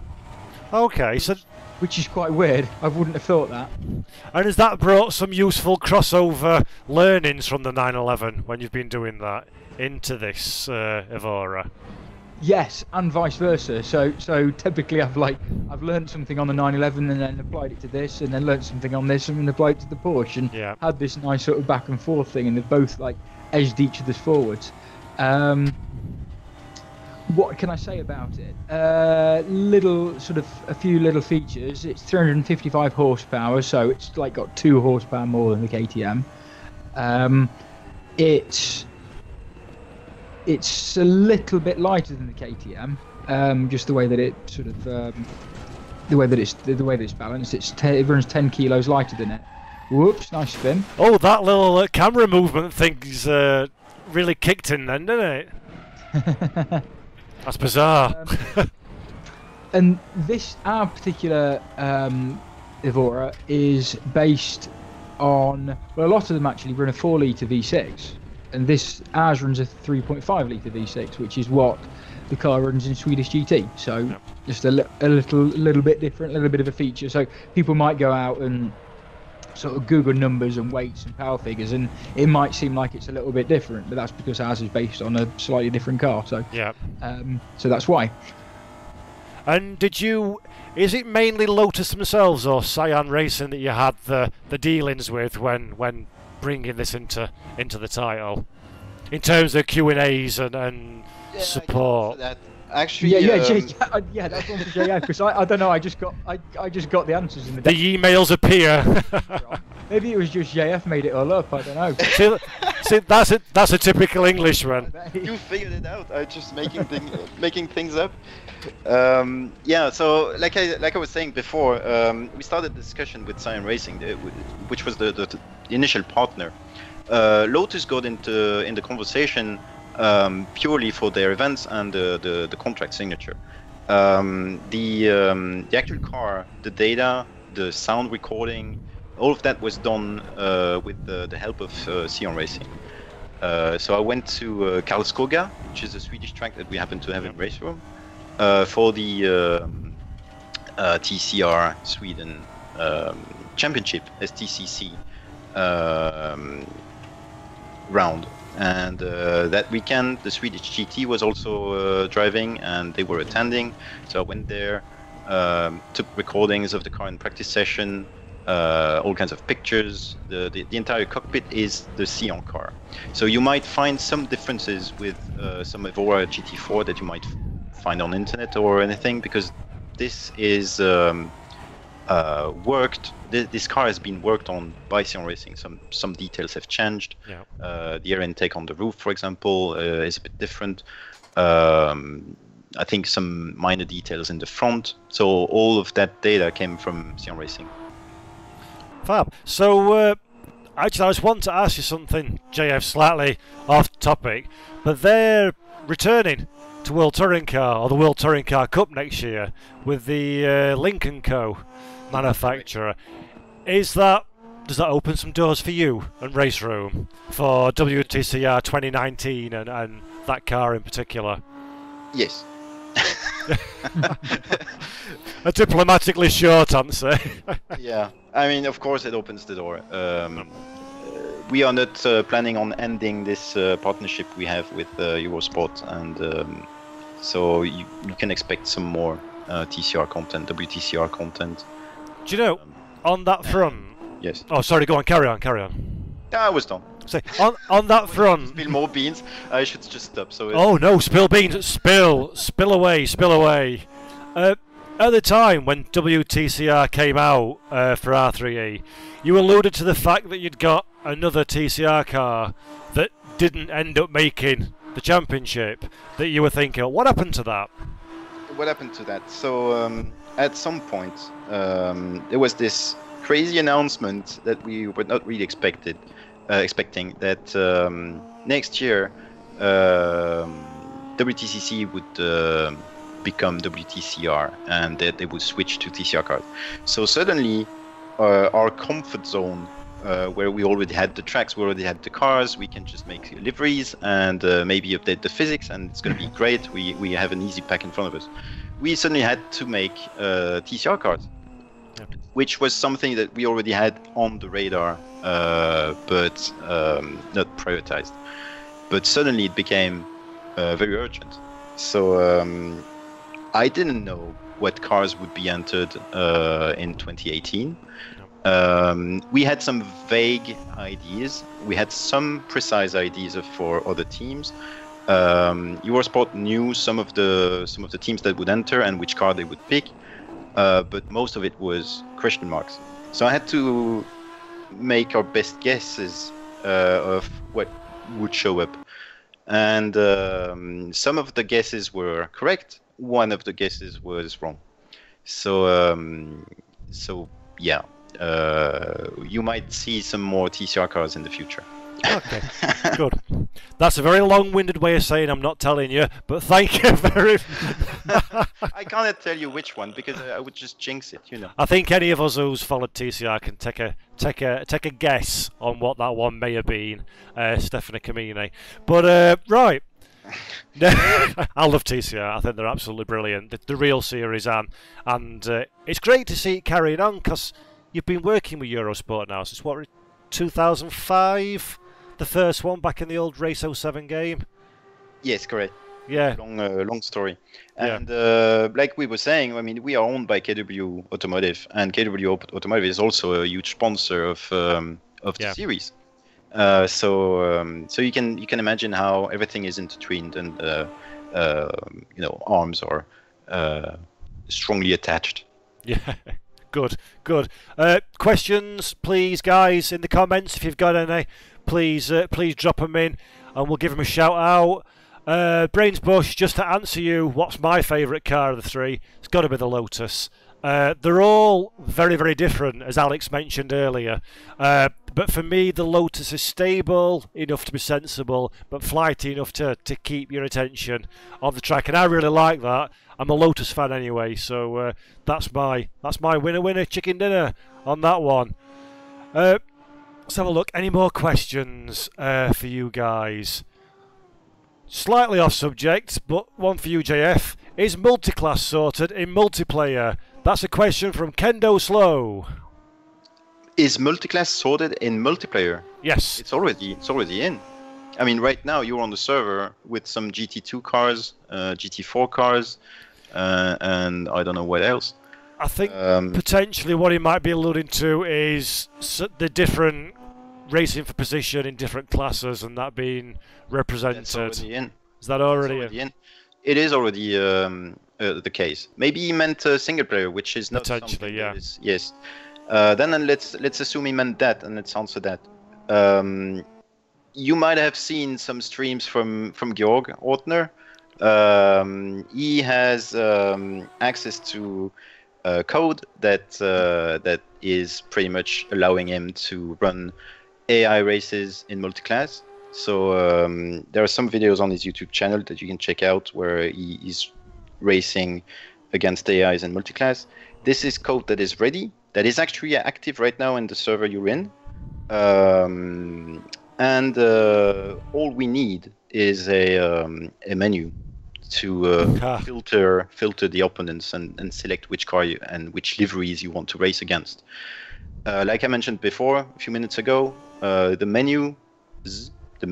different kind of menus, have always been quite a bottleneck for us because of some, long story of various technologies that we're using. But good news is that this situation is now unlocking or being unlocked, and expect some news on that in a very close patch. Brilliant. That's great to hear. Another quick question. Well, actually, let's have a look. From Burska21. If you guys get the license for a car, how long does it usually take from that moment to releasing the car? How long that question could be. How long's a piece of string? How long does it take? Well, it depends. It's what's a good answer to that? Let's say 2 months is a good estimate, a good average. Sometimes it can take a bit longer. Sometimes it can be a lot faster. Depends on so many factors. Yeah. And what the priorities are at any given time. No, but let's assume that we work 100% on the car. Even so, you can have a car that has a lot of back and forth with the manufacturers for approvals, or you can have a car that is like I said before, it's just yeah, this is fine, go for it. And so this is an unknown. This is a question mark on the estimates that you have to make as a producer. You don't know exactly when the car is going to be finished. You have a pretty good idea, of course, but anything can come up. Fab. Okay, one more last quick question, and then we'll jump into a gearbox car, because I know time is ticking on. It's from SBTM1585. Let's talk about tracks. Are there any concrete plans on new ones except the ones that have been announced so far? And is there any hunger to go down the laser scan route in future? Well, where to start? I can say that we have 1, 2, 3, 4, 5, 6 tracks being worked on at the minute. So nice. I'm not going to say which ones. I'm not going to say when they are going to be released, but they are in active production. We have one of them, or two of them actually, have been drone scanned, which is brand new, or something we have never worked on. So it's basically sending a drone up in the air, taking pictures, moving it around, taking pictures, and coming up with a fairly good idea of the scenery, the elevation, all the objects. It's not laser scan, but it's like a very quick way of referencing a track.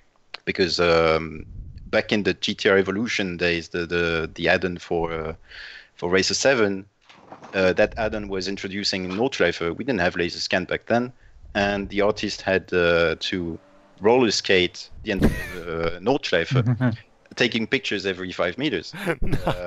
So yeah, it was a lot of now it's the lazy way of referencing a track now. Just send the drone in the air, and all you need is a lot of batteries. But I would assume though that gives you some quite solid data, some good accurate data back for which to base your work on. At first, I'll be honest, I didn't really believe in the tech. I thought this is not going to be accurate. This is going to be mushy or whatever. Then I saw what they came back with, and it was really impressive. I mean, down to the tree, you could go and zoom in, and it was very detailed. It's crazy. Superb. What was the?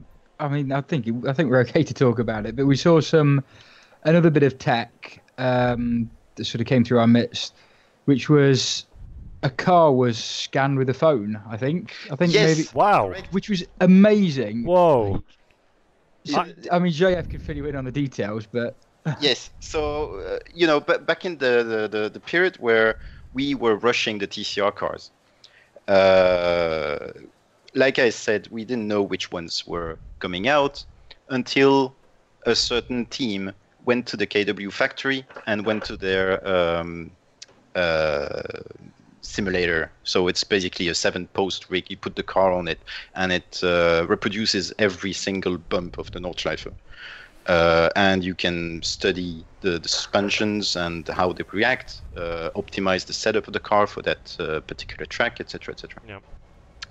So that day the car was in there, and I got a call from RaceRoom because their office is in the KW factory, in a side office, and they said, "You never guess who is here testing their car." And I said, "Just go out, take pictures." And all they had at hand was their phone. So I was just talking to those guys that were scanning the tracks with the drone, and they said, I'm pretty sure that you can do the same with your phone. You can just do this, go around the car, you crouch, you do 360 degrees around the car, you stand up 360 degrees, you take another series of pictures, and then you hold the phone up and you go around the car again. And is this gonna work? Yeah, trust me.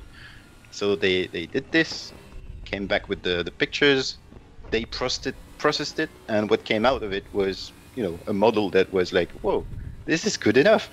That's almost. So it was like the dimensions, everything was like accurate.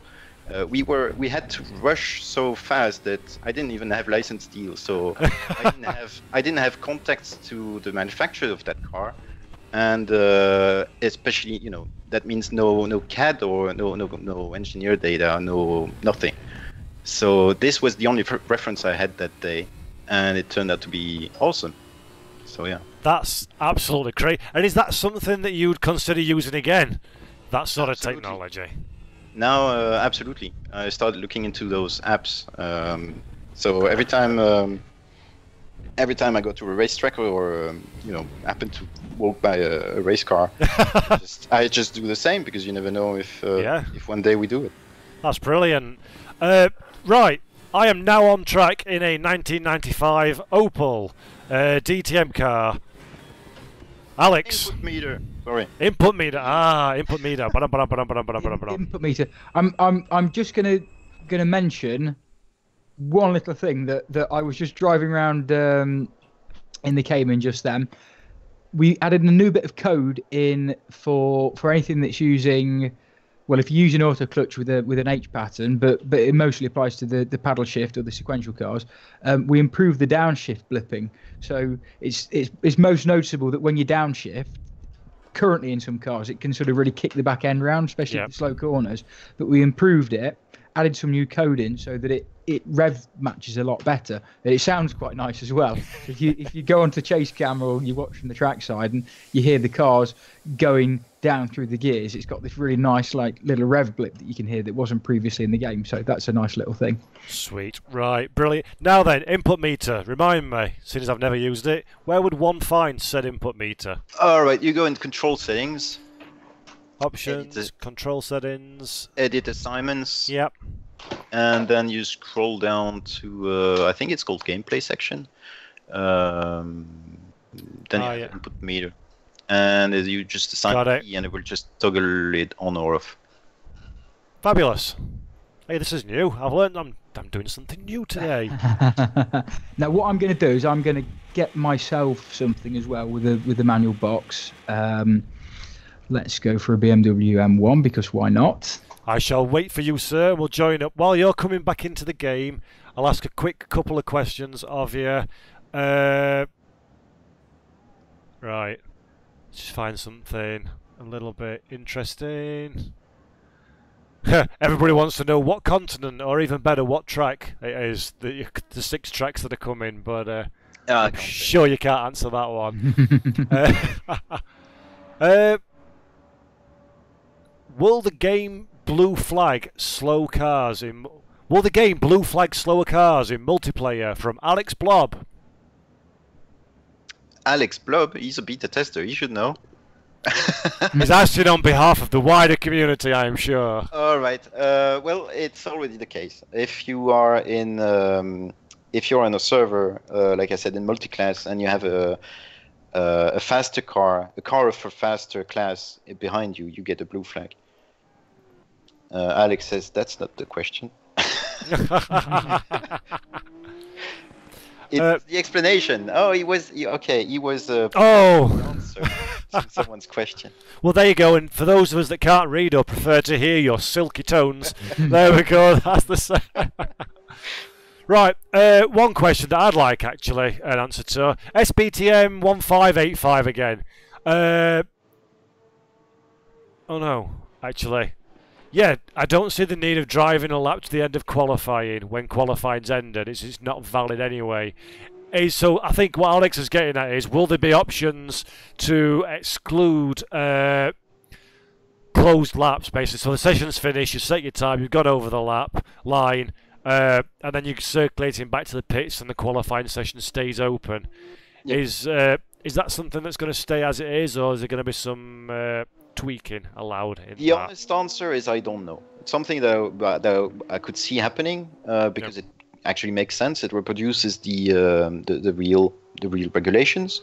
On the other hand, we have this game is being used also as an event software where we have to control the timing of the gameplay very accurately. Yep. So we can't. We would have to make this optional so that in certain versions or in certain cases. It's not going to be applied, and when the timer is up, this is it. And so we have to think of how to make that optional. Yep. Is the short story. But at the moment, it's not really something we have the time to work on. Thank you. SBTM 1585. Yes, I am completely confused. Some might say I was born confused and have got no better since. It wasn't a question. So yeah, I use lots of words and hope it gets buried that I don't know what I'm talking about. One last question before we go out on track from KL1CK85. My apologies, I've been meaning to ask this but keep forgetting. An admin tool, this is for online, to kick people from servers that you don't want there. Crashers, griefers and idiots. What can we do about that? Because nobody likes idiots, so how do we get rid of them? I'm glad you asked. That's why I've got no friends. So in the very beginning of the stream, I mentioned the improvements to the dedicated server UI. Yep. This is not something we will stop at. If you're a league admin or a community manager, you will know that we have results files. Every time a race is over, you have a result file that you can either keep local or upload to your FTP for your website. The tool will list not in dispatch. Let's be clear. This is not for dispatch, but something in the near future. You will have a list of all the players currently connected on your server, tools to kick them out, tools to ban them. You will also have a tool that will parse through all the results of the recent races that occurred on your server, and you will be able to see who was on your server at that moment and ban that particular person, even if he or she is not anymore connected at the moment. Outstanding. So, dedicated server tools, admin tools, anything that makes lives of communities easier is definitely on the radar right now. Brilliant. Right, thank you. So, Enough chitter chatter. Let's go race something old and hairy scary. A 1992, might I add, not 1995 DTM car. So make Alex. sure, of course, you've definitely got manual clutch, so you're not on auto clutch. That's right. And we just want to make sure that we've got no assists on, really. So it's just you. Yep. And then input meter on the screen is good, is nice. Yep. Input meters on the screen. So what we've done is we've basically just worked really hard to try to make it behave more like a real gearbox when you drive with an H pattern shifter. So I'd say probably go straight in at the extremes and try to abuse it, and just try to slam up and down gear without lifting off. Might be one thing to do straight away, and just there we go. Yeah, I'll just try it. There we go. Grindy. So you keep your foot planted. Yeah. And then I'm following sort of not too closely behind you, but yeah, you can see that straight away if you shift up, it's not a very happy gearbox, is it? So you got to put it back into neutral and try again, and it'll give you the gear again. And this is something that I have wanted to see, but it doesn't happen enough in sim racing in general, not just R3E. It's better simulation of gearboxes. What cars is this coming out on, and is there an appetite to bring it out across the sim? So everything manual. We've worked Brilliant. to make sure that every car with an H pattern shifter's got this. And I mean, I just wanted you to focus on going up through the box to begin with, because that's the most obvious way of showing it off. So you have to drive it like a proper H pattern. Sorry, I'm heading around some turns behind you and getting a little bit twitchy. Yeah, you have to drive it like a proper H pattern gearbox now. So different cars have got different sort of gearboxes. We won't really sort of go too much into the details now, but some of them are dog boxes, and that basically means that they respond quite nicely to just lifting and shifting up through the gears, but they'll always need a clutch on the way down. I'll say that again. They'll always need a clutch on the way down, otherwise they're not going to be happy. Okay. Yeah. I sort of wanted to point that out because there's a bit of a divide between who believes what. But you know, having race cars that have got dog boxes, you can get away with not using a clutch on the way up. It's pretty quick, but you do have to do it quite accurately. But if you try to not use a clutch on the way down, it's not happening for you, basically. Yeah. So what you can do with this now is when you're going up through the box, bit of a lift, click it into the next gear, and you get in the swing of it, and it'll do it quite nicely for you. Oh, okay. Down through the box, you need to use your third foot on the clutch pedal, and you know, a bit of clutch every time you shift down, and you're not going to have a problem, and it's going to behave really nicely for you. So problems that we've solved, that we sort of set out to solve, was that at the moment you can sort of slam it up and down the gearbox sort of pretty readily. Going up through the box, it'd punish you and it'd sort of slip, but it wasn't really obvious what it was doing because it would just slip. But now you can hear it actually making a grinding noise, so it's obvious that something's wrong. And going down through the box, you could slam down through the gears currently without sort of any real ill effect. You know, it would do it sort of quite smoothly and it wouldn't really damage the box. But what happens now is if you slam down through the box, you'll get a crunch from the gearbox, you'll get a bit of gearbox damage, and most importantly, it's really going to upset the back end, or at least the driven wheels of the car.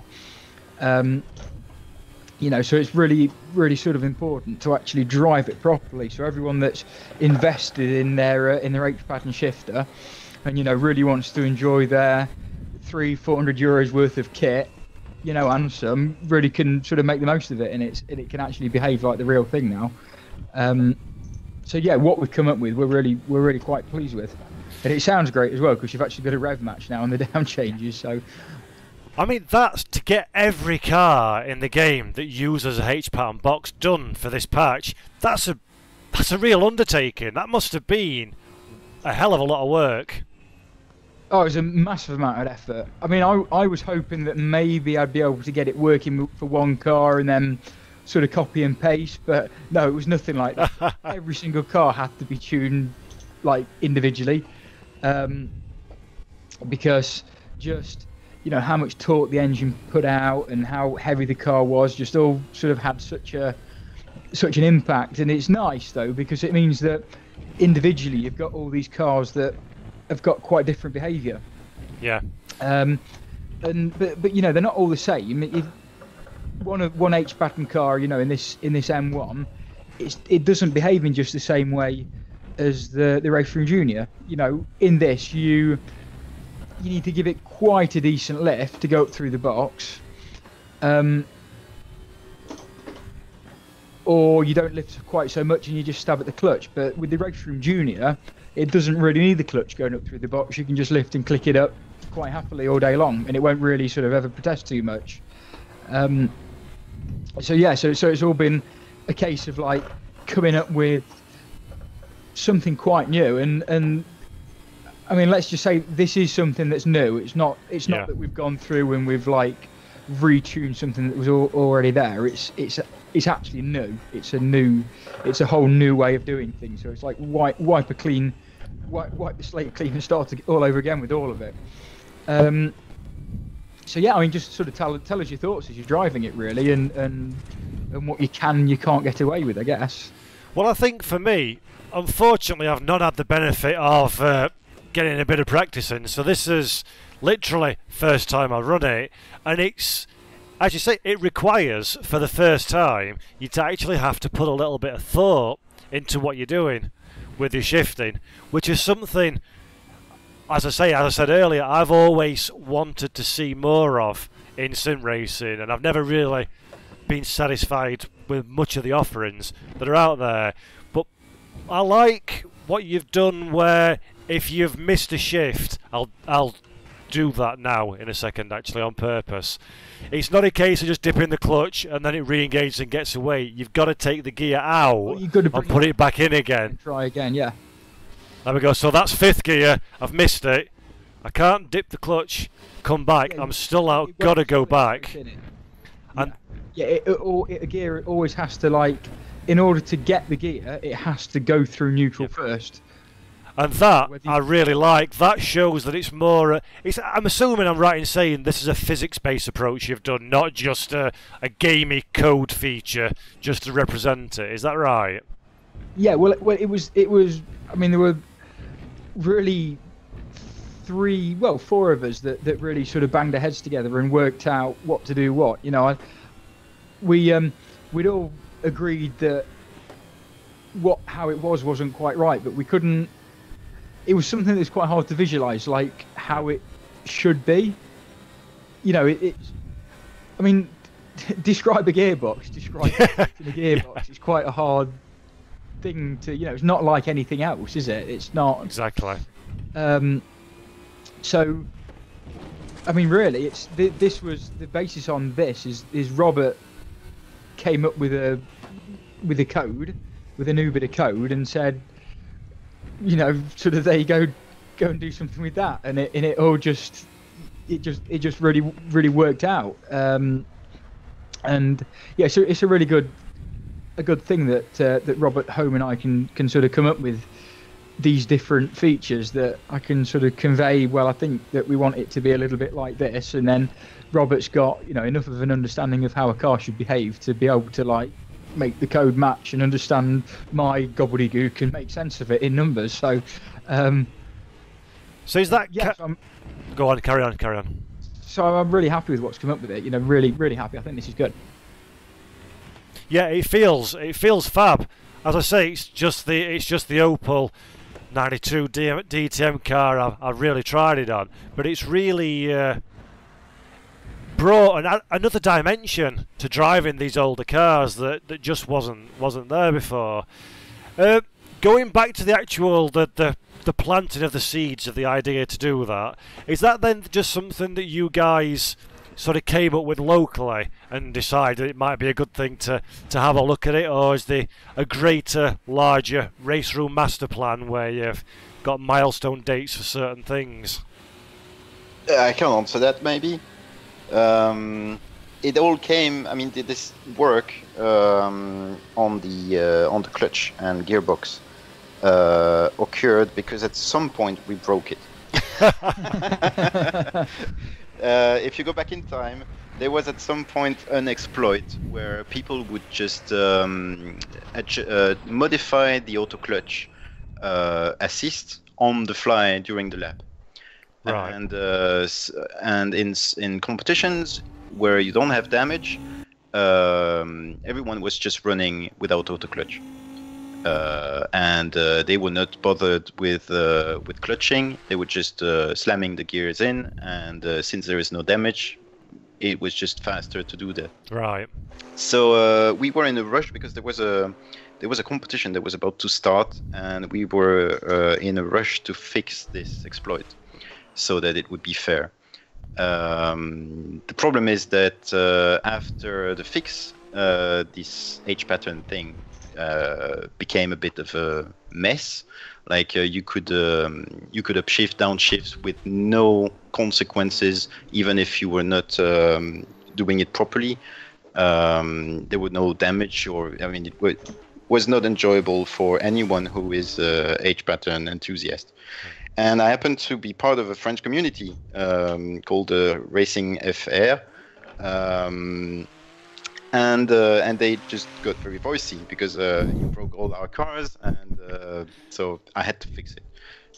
So I asked the guys to look into that, and what they come out with is just great now. I personally cannot drive H pattern. I don't know why, but as soon as I sit in my rig, my movement coordination goes out the window. I can drive my own car in real life, but when I sit down in the rig, it's I just can't. It's really weird. I think it is, though. Sometimes there is a very different mindset to a game, to a real car. I struggle in sim racing by not having the seat of the pants feeling through your backside of what the car's doing, and going on audio and visual clues and through the wheel. So there's a lot of crossover and similarities, but they are a very different thing as well, which is an acquired taste and takes a while to get used to. But yeah, right, it takes a lot of practice. Yeah, exactly, and I think it's interesting talking to people. I'm sure you guys see, in particular, when you've got more experienced real-world race drivers, and then come onto the sim, and you see loads of videos of people like Nigel Mansell's the famous one. I think that's used in RaceRoom, is it? Or an early version of. Whereas at some kind of event, and he's just ripping the car from left to right and doing stuff that he would never do on the real track, just to get. Yeah, that's it's always interesting to see that. But talking about the gearbox cars, then they're available on all cars. That's all coming out in the next patch, yeah. So all the cars will be released on next week's patch. All the updates to the cars, sorry, will be released next week's patch. That is correct, yes. Superb. Is there anything else, Alex or JF, you want to talk about from the gearbox side of things before we move on to a few questions from the floor? I don't know. Yeah, well, I've just add a few little snippets in. So because this is obviously, it's so different to drive with an H pattern compared to if you put it on semi, or if you wanted to use paddles and you had the clutch handling itself automatically. We've tried really hard to balance the lap times, and we've got it within. Now it can be quite driver dependent, yeah. But for those of us that have put hundreds of hours into driving with it, it's within a few tenths, and we actually find that driving with the manual clutch pedal and the H pattern shifter is slightly quicker than having it semi-auto. Good. Yeah, it's slightly quicker. Now, I strongly suspect that there's going to be a very big spread, and some people might find it that they're a second or 2 seconds a lap slower suddenly using the H pattern compared to using the paddles. But my advice to that would be just stick at it, because the time is definitely there. And you know, for those of us that have spent, you know, sort of like 50 or 100 hours already driving with it, there isn't a big gap. It's really just a case of nailing your technique down. So yeah, so that's what I'd say about that. Like everything, practice makes perfect, isn't it? At the end of the day, especially when it's something exactly. so new and different. Right, few questions from the floor then. This one's been asked a few times, and I dare say you can't say anything, but I'll ask anyway. Scott, IRE, are there any new classic cars planned, or even a desire to go down the classic car route with RaceRoom? Define a classic car, but I guess historic racing. Well, yeah. Meant, but yeah, absolutely. Yeah. There's going to be an uncomfortable silence, JF, until you expand on that. Yeah. I can't say which. Yeah. People would kill me. But there is on Monday. There is something though. There is something cooking back at Sector 3 in that regard. Ooh, yes. Good. And it's going to be grand. Excellent. Yes. Fabulous. Good. That's what we like to hear. So many more questions. We know the patch is the 28th. That's already been asked. Alex, here's one for you. Sunday Driver said, is there somebody with a G27 or G29 in the background? I told you, us sim racers, we can hear a Logitech steering wheel. I had that same conversation just before we went on air. Went, you got a Logitech G29 perchance? And it's like, how the hell can you hear that through my thing? The only thing is that it's so loud he's not even hearing it through the stream. That's just the echo across, that's the echo across Europe. Right, let's have a look. What else have we got? What other questions? V8 Supercars, question mark. That's a bit too specific. I don't think we can go down there. Yeah, it's a bit too specific. I'm not saying no, I'm not saying yes. I can't say. No worries. That category is a classic now as well, actually, if it's a V8, isn't it? Yeah, that's true, actually, yeah. Yes. You know, if you want to go the anecdote route, the V8 supercar, if you remember, at some point, Sector 3, or was it Simbin? Was it before or after? I can't remember. But there was a screenshot leaked or shown on purpose of a V8 supercar. And I think that's where the entire myth that we would be doing the V8 supercar came from. The problem is that back then it was a reality, but then the priorities have shifted, and that car was no longer on the menu.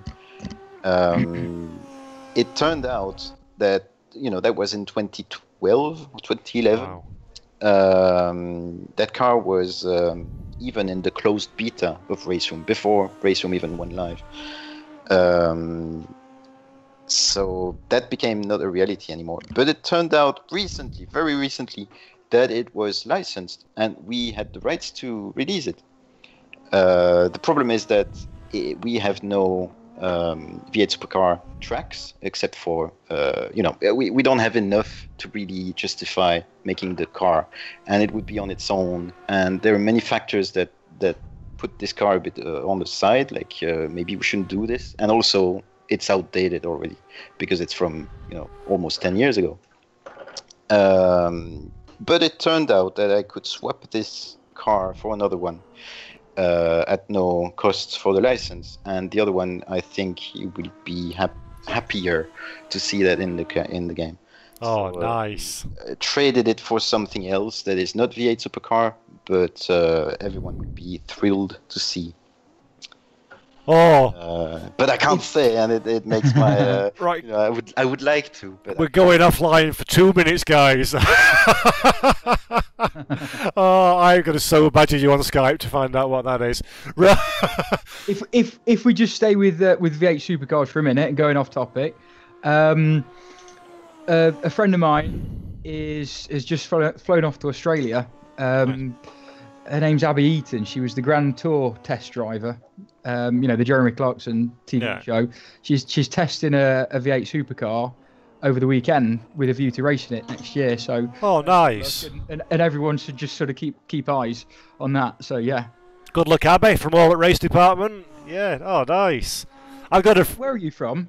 Where are you from again? Me, the UK, Sheffield. So which town are you from? Sheffield. Yeah, yeah. So she's all. All right. So a local Lasco racing in. Yeah. Oh, nice. I've got a friend in Mablethorpe at the moment, which is equally as exciting as Australia. Yeah. Oh, really? Yeah, trying not to get stabbed. Right. No, anybody from Mablethorpe listening, or Mablethorpe fanciers, it's a wonderful place to go, and I jest entirely. Right. Any more questions, guys, before we start thinking about wrapping this one up? Please throw them into the comments section if you can. We've got a lot of local people coming up. We've got one from Leeds. We've got all sorts. There we go. So that's all fun. I think that's about it, boys. Is there anything else you want to say about RaceRoom in general, or the upcoming patch, or anything? The upcoming patch, I mean, there is a lot that we never had time to even touch on. The changelog, I mean, next week it's going to be a huge patch, so expect a pretty big download. I think it's, last I checked, it was 20 gigabytes. Wow. Of just patch. Wow. The changelog, I started working on it because I was hoping to kind of have something to tease tonight, but I'm not done. I'm like halfway through making the changelog, and I already have 3 pages. Wow. So it's a lot that is coming out next week. What we touched on are the biggest modifications, but there is a load of things that we are fixing or improving. It's going to be a very cornerstone patch, I think. Brilliant. That's brilliant. Quick one. Lagowski, or whatever it is, which team do you support and why? Is it the Owls? That one's to me, and the answer's none, because football you can't race, and if you can't race, I'm not interested in it. I hear you. Yeah. What about football with cars? It's got a passing interest for a short period of time, but I don't care. Top Gear episode where they did that. I don't care what it is. If it's got an engine and it burns fossil fuel and it's against another car or multiple, I mean, and if it's electric, I might have a modicum of interest, but not much. Quick question for you guys from Rad. What about bringing back the possibility of false starts in multiplayer?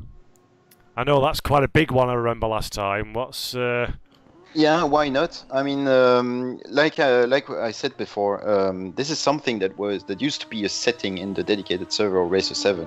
It was an option. You could prevent false starts. And now, for some reason, it's been in RaceRoom. It's been always forced on. It's not an option. I don't want to go ahead of myself, but if I understood well, it shouldn't be too much work to just re-enable this option. But we have worked on a lot of things that might break all of a sudden if we just re-enable this piece of code. So it's something we can think of in the future, having this as an option in the dedicated server. I don't want to promise it because, as always, I never know if it's going to be easy to do. I have a feeling it's going to be easy to do, but I never know when I will be able to prioritize this. No, that's a fair point. Question here from Ali Viper PT, who apologises for arriving a little late to the stream, but they're wondering if the DTM 92 and TC old physics are being updated other than the gearbox changes. You can say what you're doing, Alex. It's not for this patch, but for an upcoming. Yeah. So yes, they're being updated. So Touring Classics and DTM 92, both of them are getting like a completely white clean new start physics set. Both of them.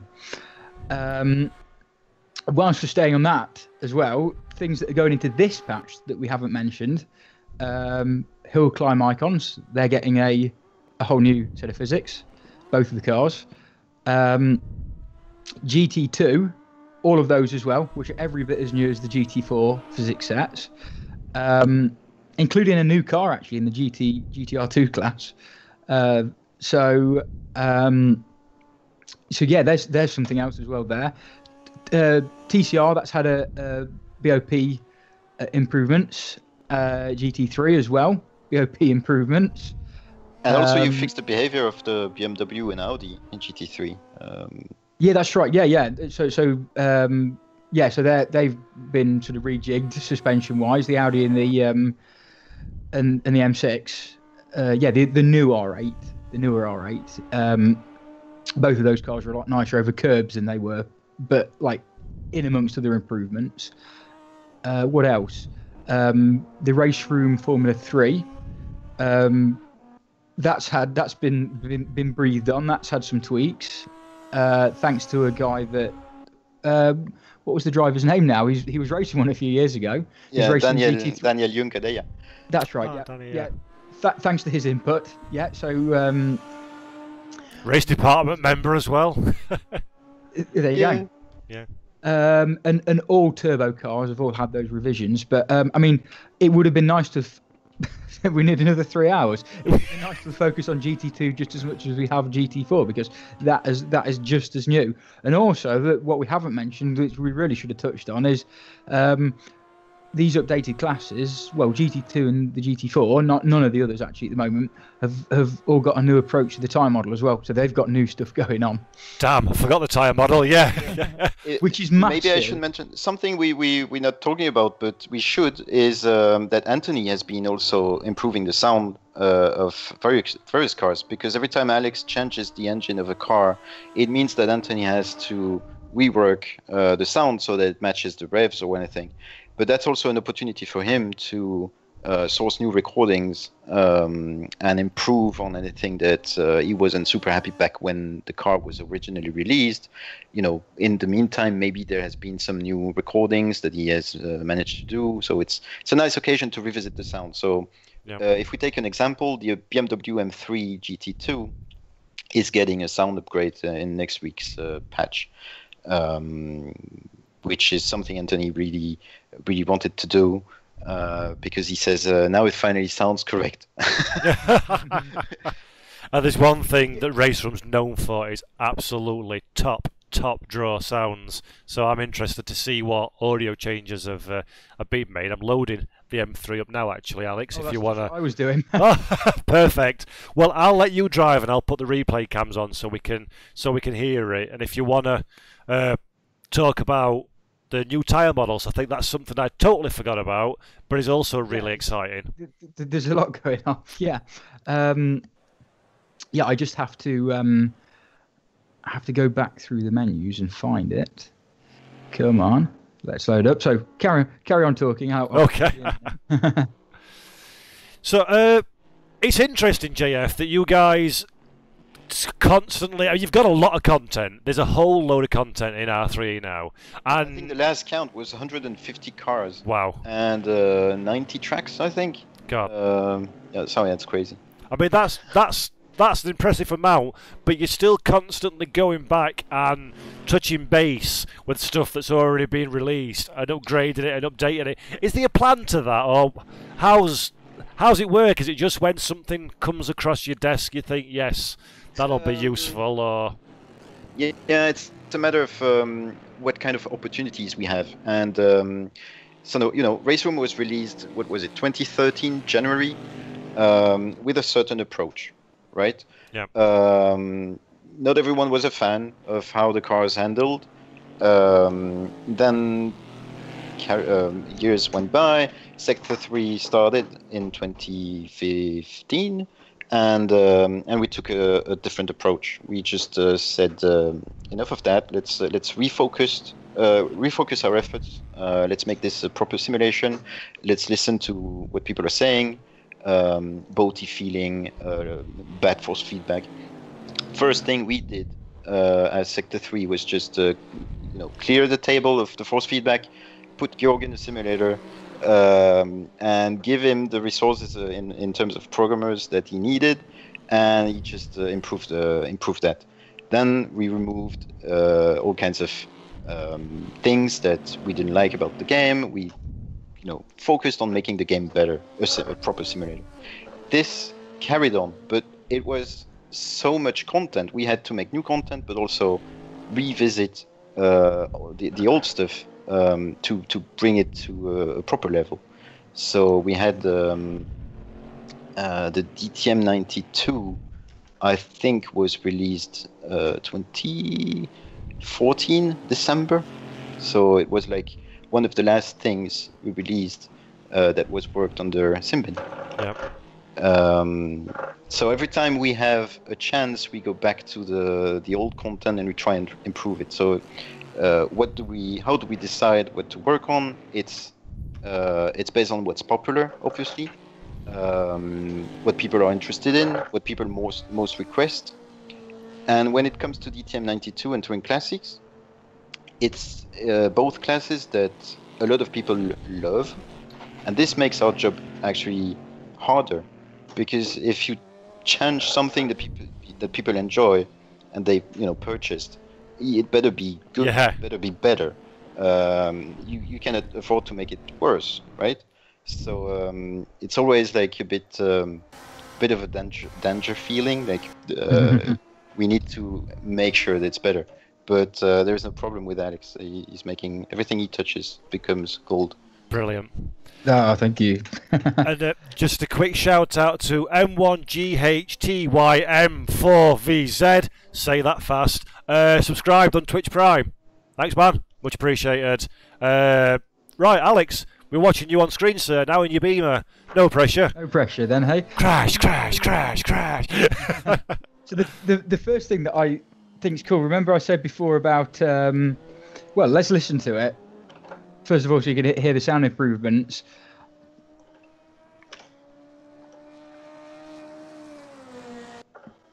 And listen to those down changes as well with that change to the downshift blipping.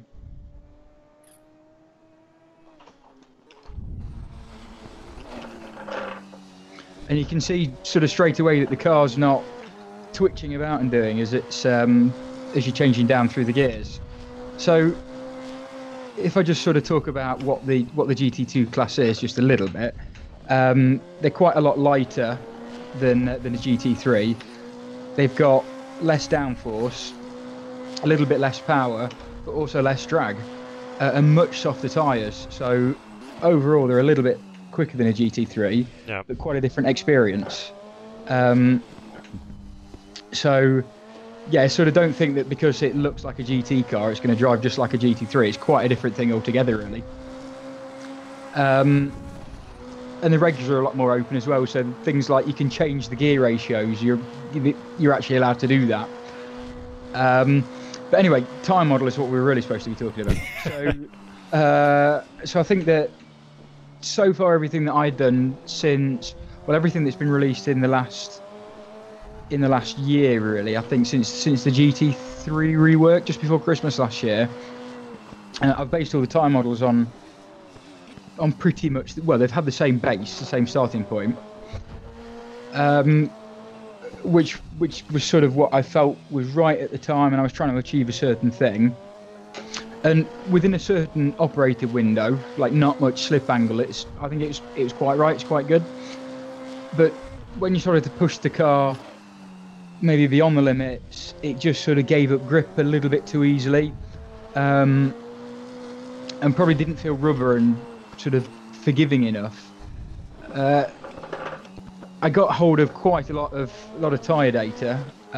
Avon tyres were quite good, and started again, really, basically, and just built up a new. Everything that I do is starts its life in Excel, new Excel spreadsheet, and used it to start making new tyre model, basically, and I've applied it to these GT2s and the GT4s, and not had the time to apply it to anything else that's going live yet, but it eventually will do.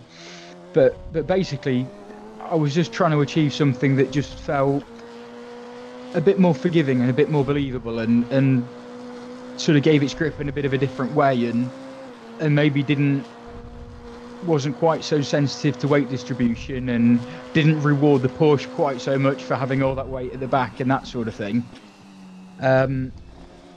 Yeah, so I'm happy what I've come up with, and you'll find it on the GT4s, and that's quite a big reason as to why those cars feel quite forgiving. And you know, you can play with them; they're quite pliable. It's all really because that tyre model is just hanging on around the corners for just a bit longer. And this is something that you're looking to, did I hear you right? You're looking to apply that wider across the car set. Always, yeah, 100%. Yeah, everything that gets learned, the intention is always to, you know, sort of like max it out, really, like max that development out, and then try to apply it to everything else. And you know, it's not like we've sort of just done this and then given up with the tyres. We've got other features. The code's there to add more things to the tyre and more behaviours. It's all there, you know, everything's there. Sort of anything that, you know, there are obviously certain things that people ask for and people like to see in a tyre in a race sim, and it's all there. It's all there. It's all possible. The code's all there. It's just really a case of time and implementing it, and sort of making sure that we've got nice ways of sort of illustrating it in game and one thing and another, and yeah, so there's plenty on the table. There's plenty that can happen. And what's the other thing that we added in this? I added 2 tyre compounds to the GT2 class as well. So we've got a soft one. Oh, nice. That lasts about 45 minutes, and we've got a hard one that lasts about an hour and a half. So you know, you've got a bit of a different air of strategy in there, and the fuel tank lasts about an hour. So you know, the whole strategy situation is all quite different. So it should just throw a spanner in the works of people that are used to doing, you know, hour and 10-minute stints on a GT3 and just changing tyres routinely. It just suddenly it's a bit of a different animal you've got to play with. And that's nice. That's something that I'm glad to see coming, is making the strategy side of the title a little bit more engaging, and a few more options to try and spice up the racing. So that's really good to hear. Which again leads me to something else as well, actually, I've just thought of that we've added. Not all pit stops are born equal, are they? Yeah. A GT2 pit stop, you can have two men working on the tyres at the same time. In a GT3 pit stop, you're allowed 1. But guess what we've done? Oh, nice. So, yeah, it's all different, and the rate that fuel goes into cars is all different. You know, we've just really gone in and just added details, so you have to think about it. So we've just tried really hard to just add depth and add variety. And that other GT2 car that I talked about, see what's in front of me at the moment? Yeah, oh yeah, the KTM. Is that the KTM? No, look again. I can't see that far in front. My eyes are poor, man. What's in front of you? You'd be mistaken for thinking it was a GT3. Yeah. I have no idea. That just looks like... Oh, there we go. Now you're catching up. Oh, it's the P45. Yes. But it's a different one. It's in GT2 spec this time. Oh, I'm going to find that. And it's got sounds to boot as well. So it's got some different sounds that Anthony's put on it to represent the fact that it's de-restricted. So it's nice. really nice raspy noise to it. It does.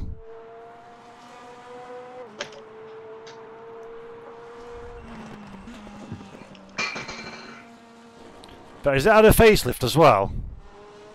It's not. The same.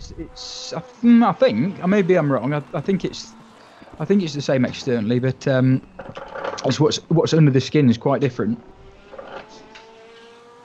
And that will be available to those who own the car already, or is that a new piece of purchasable content? I can answer that. Same for the Cayman, by the way. The Cayman, if you already own the Club Sport, next week the MR monthly racing version will be available to you at a big discount.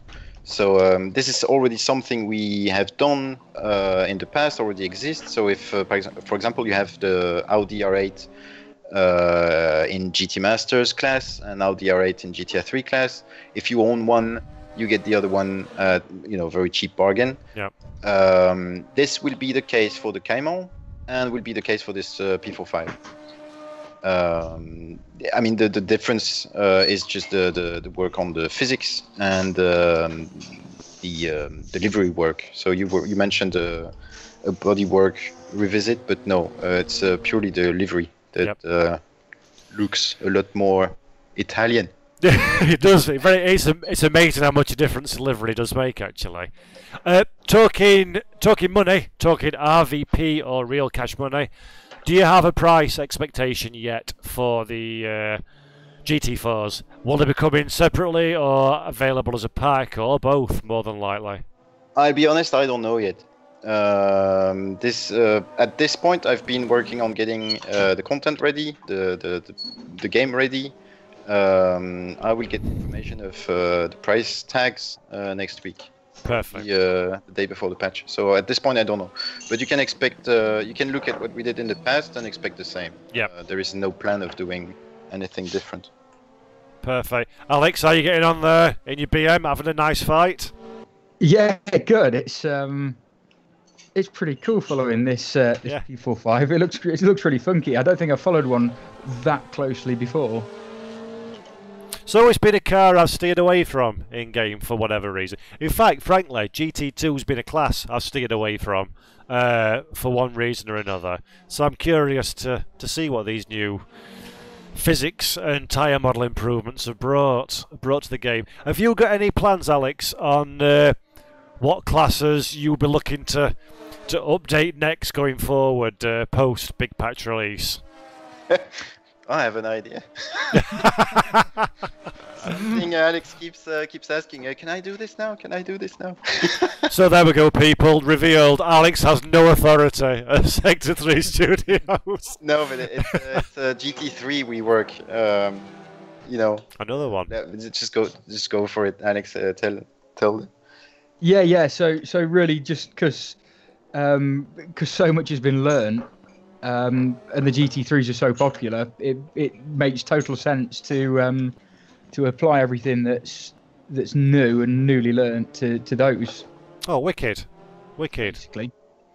Yes, because GT3 seems to be the go-to for everything sim racing. It's going to be at the moment, so that'll be interesting. Right, guys, any more questions from the comments, please, before we think about wrapping this up? Yeah, nearly. To be honest, it's wow, 5 to 11 UK time. We've been doing this a long time. You're in trouble, right? Okay, guys, I think that wraps it up. Unless you two have got anything else you want to tell us. Rain and nighttime confirmed. Be out next patch. Well, we're in England, so that I can see out the window. Yeah. It is raining in my time, so. Yeah, very true. Okay, so. I think that pretty much wraps it up, guys. Thank you, everybody who's tuned in for this mammoth show. We apologise for the many thousands of things that have not quite gone as well as we expected. We'll be slicker next time, I promise. So yeah, Alex, JF, thank you for your precious time. It's very much appreciated. I've really enjoyed it as always. Well, thank you for hosting us. Our pleasure. Pretty much. Can you believe it's pretty much to the day been a year since we last did this? Really? It was the Porsche one. It was the Porsche GT3 one. I think it would give or take. Let's do this again for the Porsche cars of this year. Hey man, you know I'm always available. So yeah, let's do some more of these. Christmas hat and all. And Christmas jumper, of course. Okay. But mine's got to be a Paisley one, otherwise I'm not wearing it, because that's my thing. Okay, so yeah, thank you everybody for tuning in. Give us a like and a subscribe. We're doing new things on Twitch, so any followers that we can garner would be a success. And I'll try and summarise some haha of what we've talked about on RD. And if you've got any follow-on questions, I regularly harass JF and Alex on other forms of social media. So drop them in the comments over at RD, and I'll try my best to bug the guys and get an answer for you. So yeah, thank you all very much. Alex, JF, all at Sector 3. Thank you for continuing to make an excellent sim even better. And until next time, I'll try and work out how to turn the stream off. And, yeah, thanks very much. Yeah, because I've been lumbered with streaming this, and it was not the plan. So, cheers, guys. Take it easy. See you next time. Bye. Thank you. Bye-bye. Bye-bye.